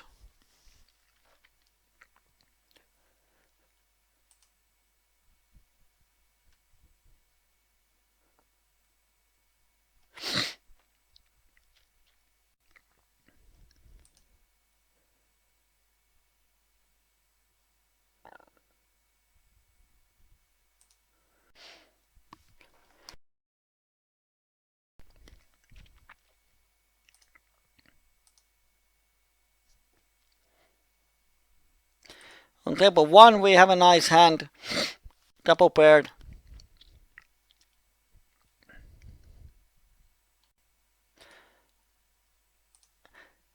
Every time I see that, I actually bought it because we have this Elpelon, probably folds, although he has called 46% to button opens, which is, I mean, his folds only 46, so he's calling 54% on button opens, although the sample size is 13 hand, but he calls a lot when button opens.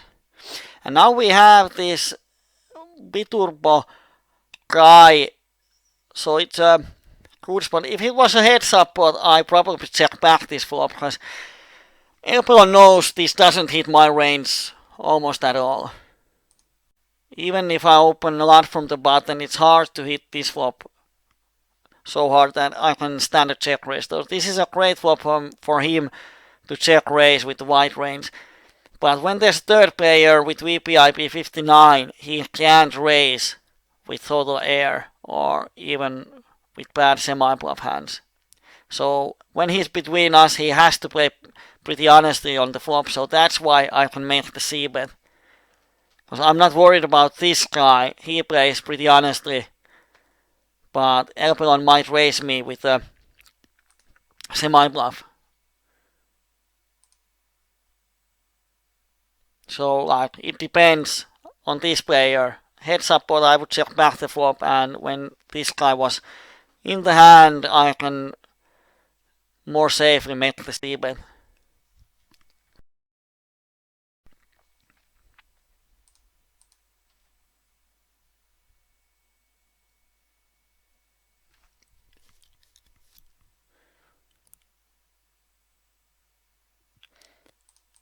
I'm going to open sort of crappy hand, but it has some potential. Our opponent is 59-0. And he had to have a bad hand because he folded with VPIP 56.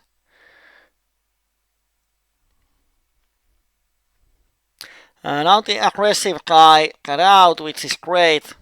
Now we have the 200 pp deep stack guy only for ourselves.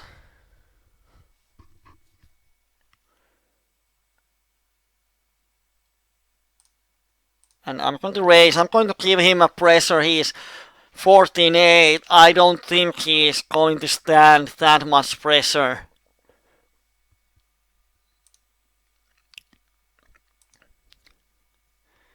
Like if he has pocket kings here, what could he do?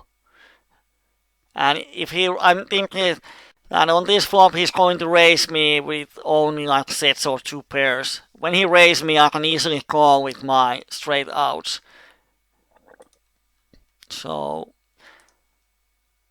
heads up pot over 200 pp deep stack out of position is pretty much the position in PLO that you don't want to be.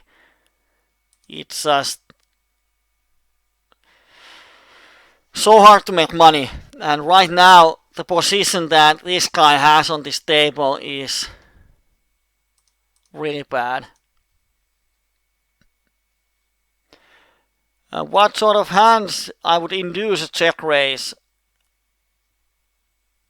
I'm not sure if I understand the question. If the question is what kind of hands I would see bet there to induce a check raise, pretty much all the hands that I am happy to stack off.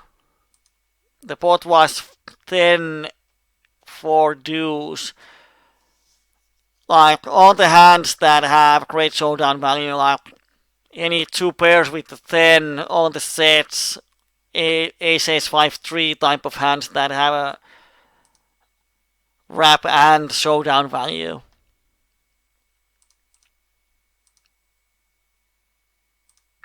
I'm going to call once. I have the flush draw and I have a lot of backdoor straight outs. I think when he c-bets, he probably has some sort of ace queen, even aces. And if the flush comes and he bets, I know he has a higher flush. But he keeps betting, so probably has at least ace with the flush draw or better.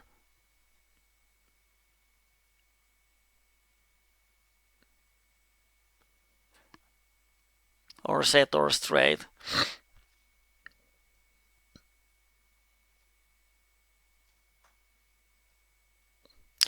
I hope he wins. No, because then he would have a bigger stack, which would be great. I would love to play 400 pp deep. The problem is that he's such a tight player that there's pretty much no way we can stack him off 400 pp deep and he's making a mistake. The only way we can stack him off is making a huge flip or getting a huge setup. But he's not going to overplay any hands. So, as he's so tight, the best value comes that we can make pretty big bluffs on him. And when we have this deep stack, all the raises we make, they have a lot more leverage than they would have with 100 pp deep. Because if we check raise him on the flop, he has to be afraid that we make a big turn bet and even bigger river bet. On table 1, I'm going to call once, see if I hit the backdoor flush draw or 4 or jack or ace or something better. And he often checks the turn and we can see the river. But if he keeps firing,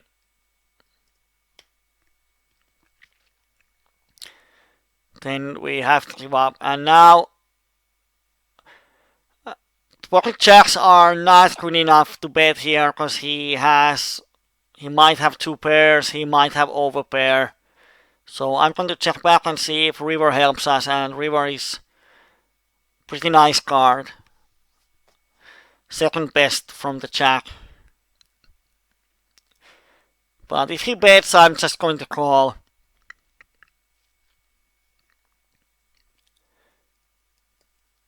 But when he checks, I'm going to make a value bet and see if he catches me with something like aces or kings.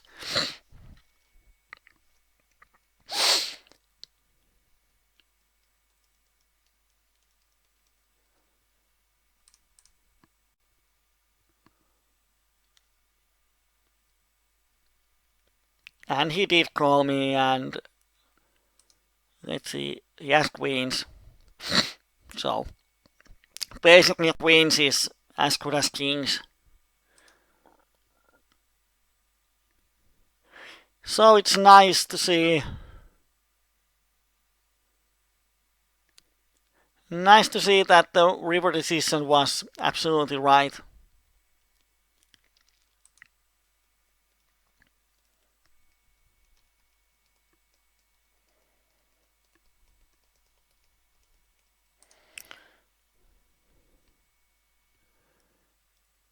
On table 2 I'm going to open. Hand has a lot of potential and we have a green player here limping from middle position.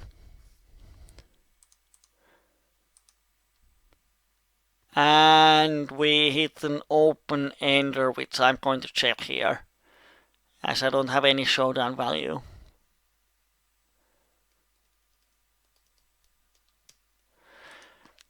But now it's interesting, the flop goes check check, so I'm going to stab here. I'm not worried about this guy probably folds. This regular type of guy probably can understand that I don't ever have a full house there, so he might raise me as a bluff.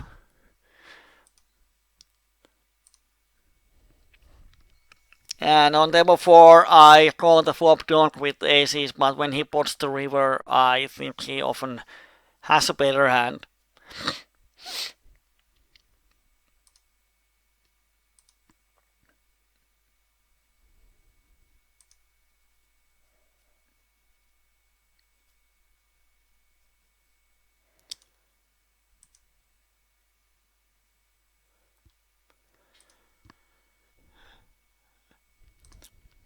Next milestone hand is coming in 10 minutes, 15 minutes or so.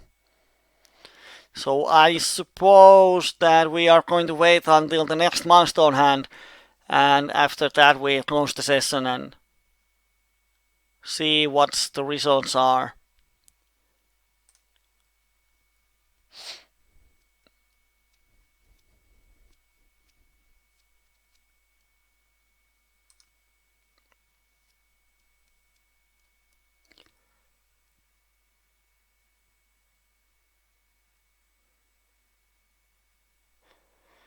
Yeah, the thing is that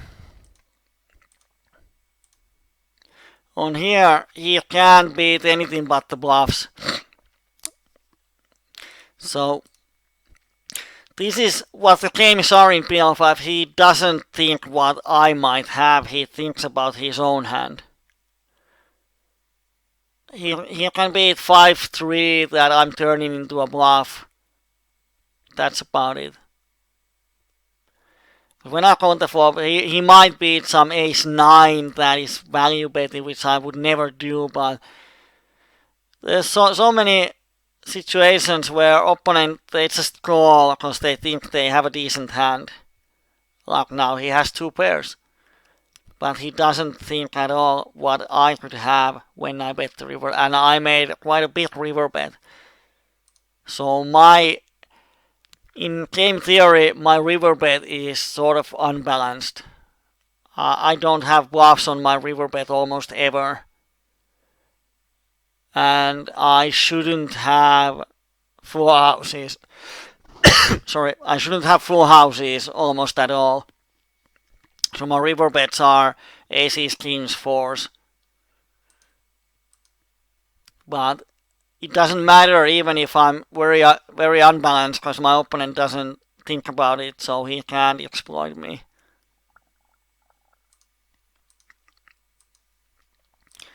On table 2 I get a 3-bet from this Afish guy.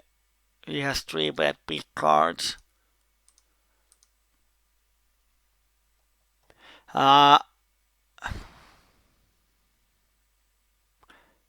If this guy would have folded, I would have folded, but when he calls I get a lot more implied odds and better odds, so I think I can see the flop.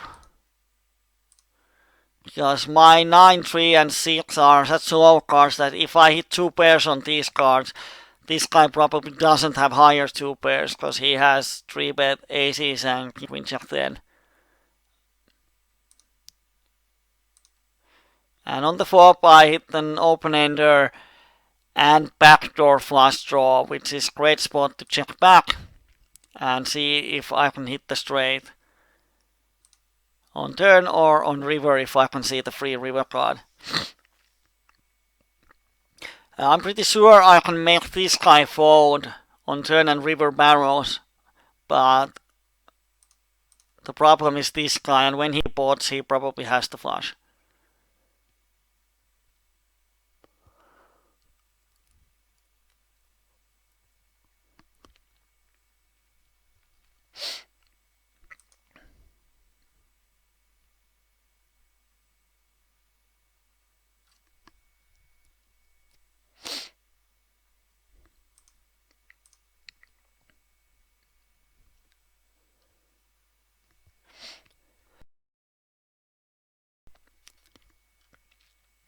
On table 3,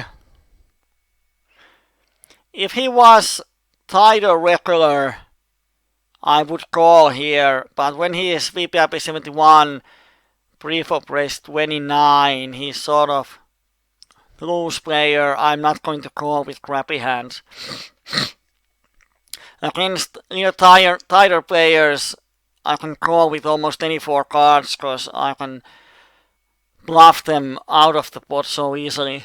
But when this 71-31 guy, it's not the type of player that I should try to bluff as my main reason to call pre-flop.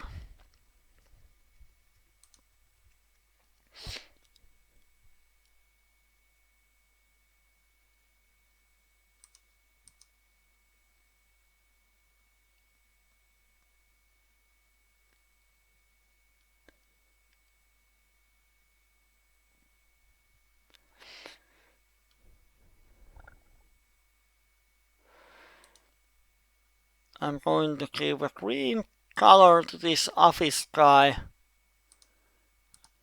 Shoved his flush when there's a paired board.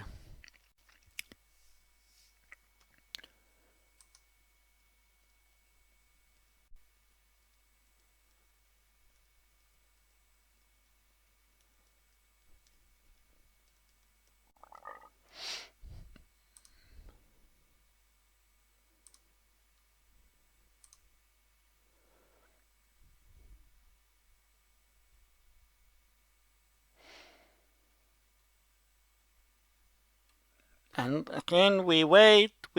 On table 2 we have a flush draw and open ender. But I'm not going to bet, because if someone has ace he's going to call, and even if we hit our hand it's probably not good enough to value bet the river anymore. So I'm going to check, and if he bets I'm going to call, but I'm not going to bet myself.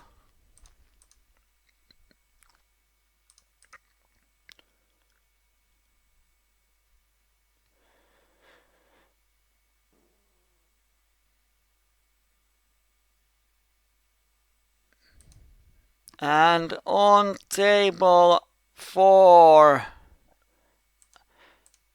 I'm going to actually bluff this flop because I have the blockers straight. If I check, the thing is that my opponent knows I don't have a straight, so he might bluff me, and I don't like to bluff catch there with that queen.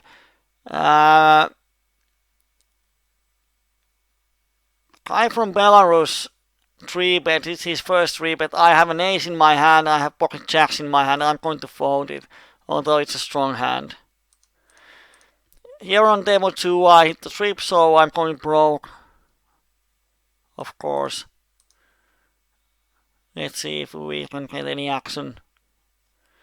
On table 4 we hit the nuts, which is nice, so we're going to bet. And on turn we make a pretty big bet.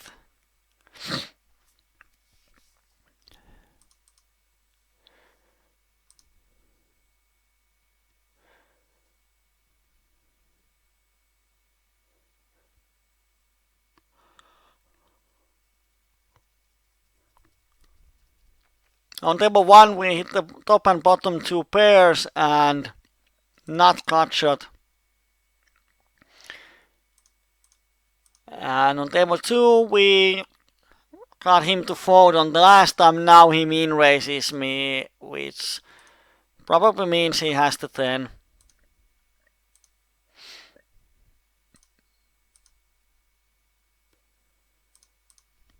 On table 3 we open deposited kings, but the flop is horrible.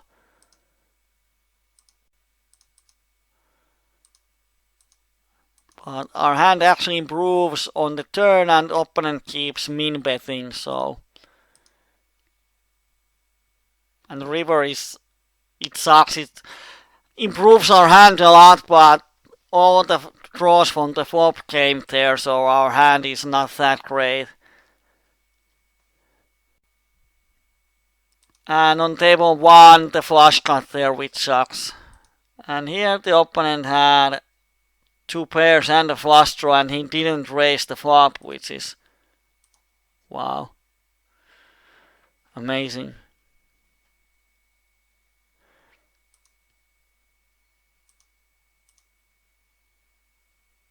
Here the villain has, yeah, well, he shouldn't bet the river because the flush got there. I mean, what kind of hand, if he bets the river, what hands can call him on the river?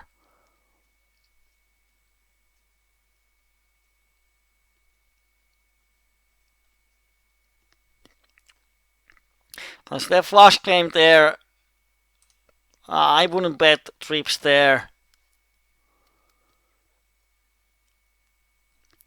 Torspa is asking, is he here? I suppose you are here. It's nice to have you here. We are going to close the session in around, when this next milestone hand hits, we're going to close it. It's around how many seconds or minutes there are.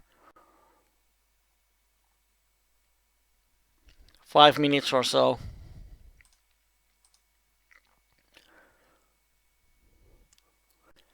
We had a great hand on table 3, but we didn't get any action.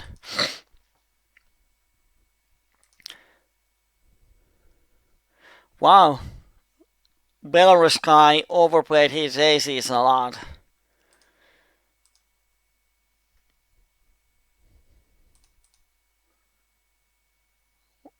What happened there? He 3-bets and he has SPR of almost 5.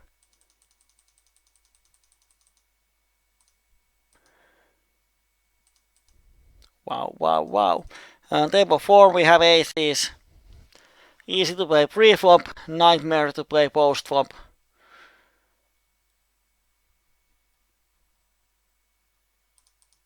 Oops. I was supposed to bet bigger because we hit our straight. But this is what happens in Omaha. Now I didn't flop the nuts, but often you hit the nut straight on the flop and then the board flushes the board and river pairs the board, so there's nothing you can beat. I just have to check fold this river.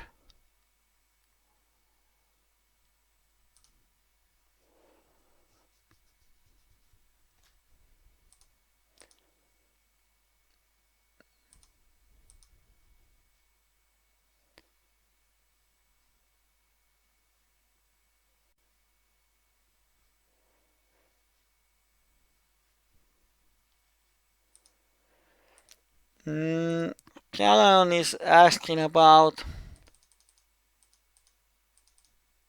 this hand.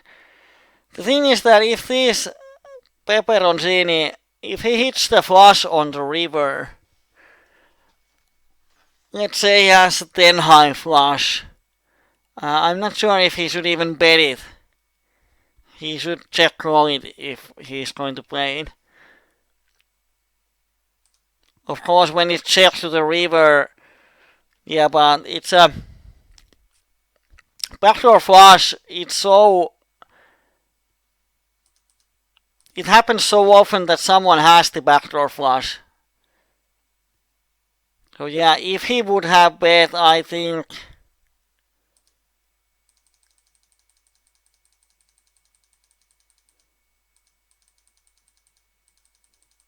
Well, yeah, actually, well, of course, it's such a small pot, I would pay 50 cents, because any ace would call it. I thought it was a bigger pot. Yeah, on a limp spot, he should bet 50 cents on the river. But if it was any bigger pot, I think what he could bet is one third of a pot to try to get any value from an ace.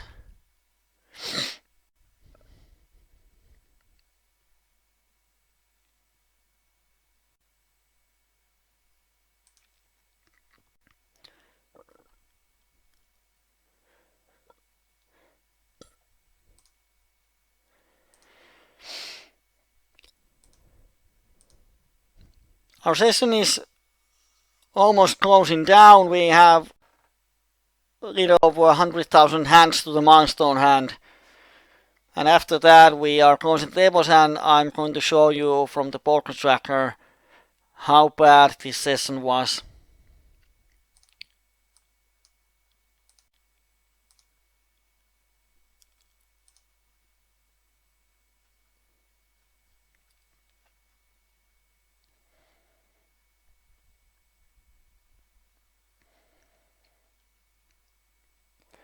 And we don't get any hands, so nothing we can do.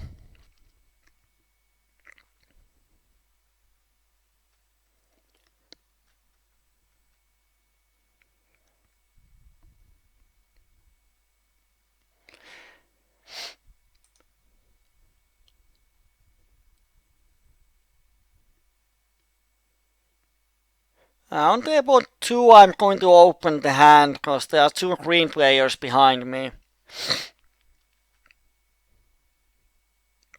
Although the flush draw is only 10 high, but the hand has a lot of potential, especially against these guys.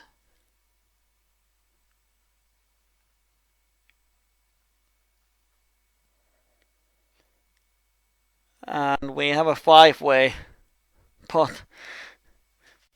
No one respects my UTG Open.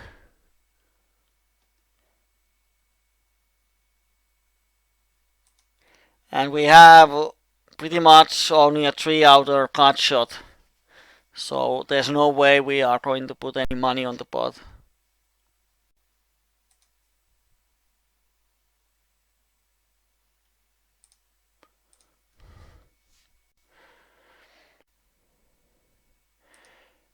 On table 1 we have aces.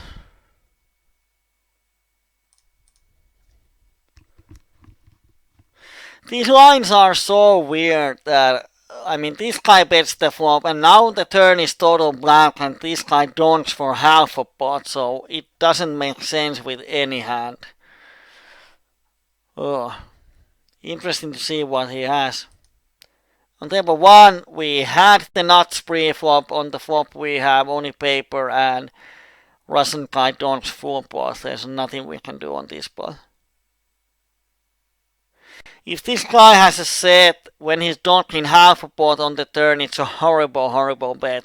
Because he's just giving great odds for any draw this guy has and he's out of position. So if he turns set of kings here, I would say that the turn play was horrible and it's a huge mistake.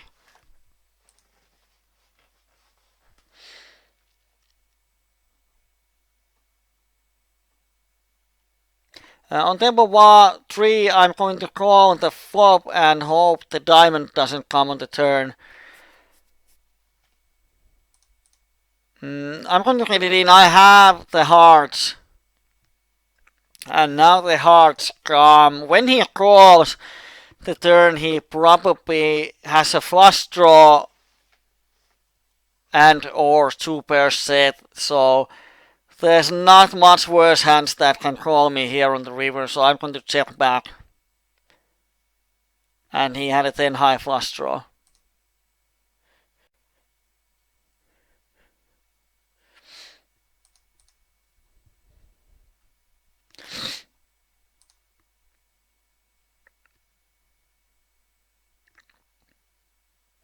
And the milestone hand went. We didn't win it, so no milestones today. I'm going to sit out on the tables. Well, not on this table. It's the best table, so we're going to one orbit.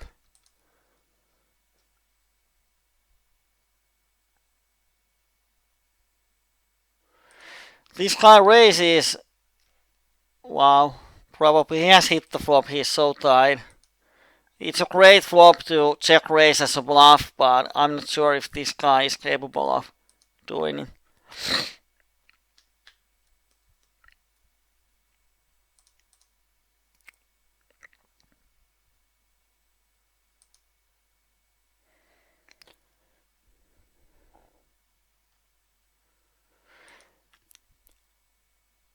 On table 2 we have the bottom end straight draw. I'm going to check back. Because I don't want this Russian guy to go crazy on me on the flop. And I have a 13 outs to a straight.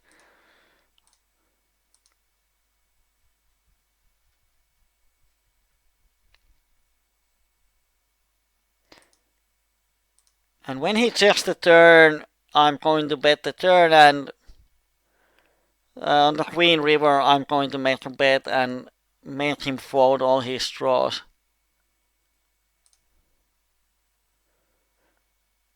And he folded kings, which is even better.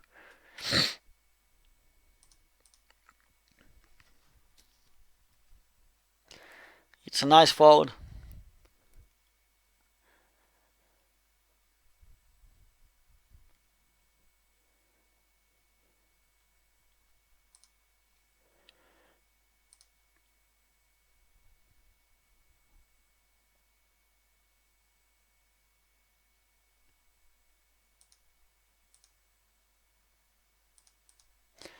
On table 2 we have top and bottom 2 pairs. It's quite easy bet fold situation. If he raises, he has a hand that is crushing us or flipping against us.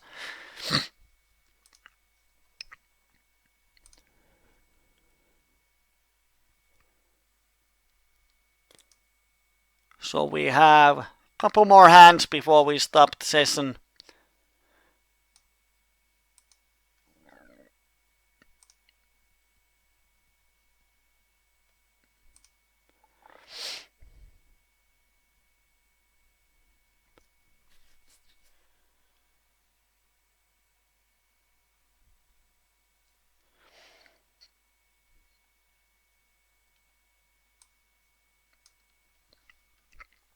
In the meanwhile, I'm going to put the poker tracker graph for the session so you can see it's around here that we started to play PLO25, or here actually.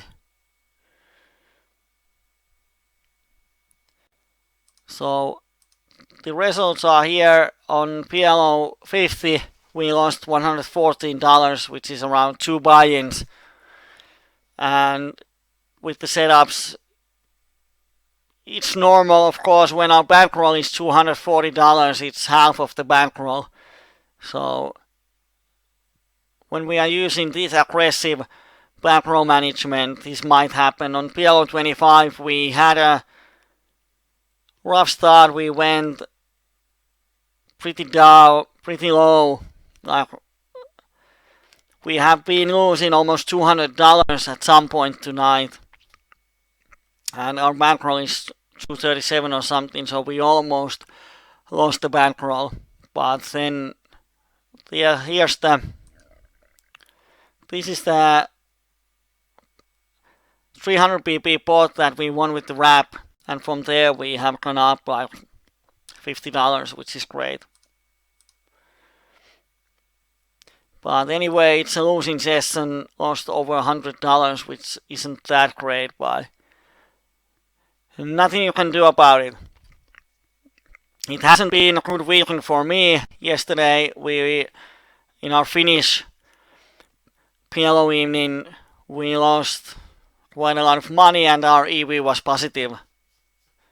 So it kind of sucks, but today we are losing both in EV and in winnings, but anyway, the Finland won Czech Republic and we are on our finals. against Russia tomorrow, which is great. At least someone is running hot.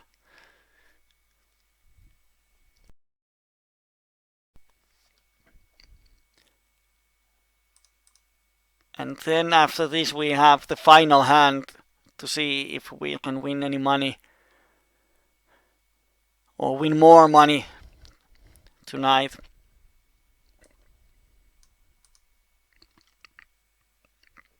Anyway, thanks for joining us. It's a bit late, it's almost midnight here. About next week, I'm not sure which day we have the English PLO evening or PLO night scheduled. But you should follow our forums. If you are watching this video on YouTube and you are not a member of Pokerimania, please join us. Join our forum, join our community.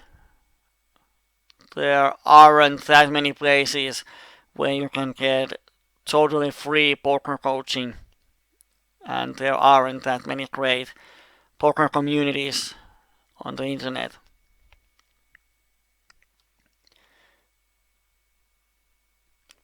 If we can ever get to the last hand, because these people are thinking so hard.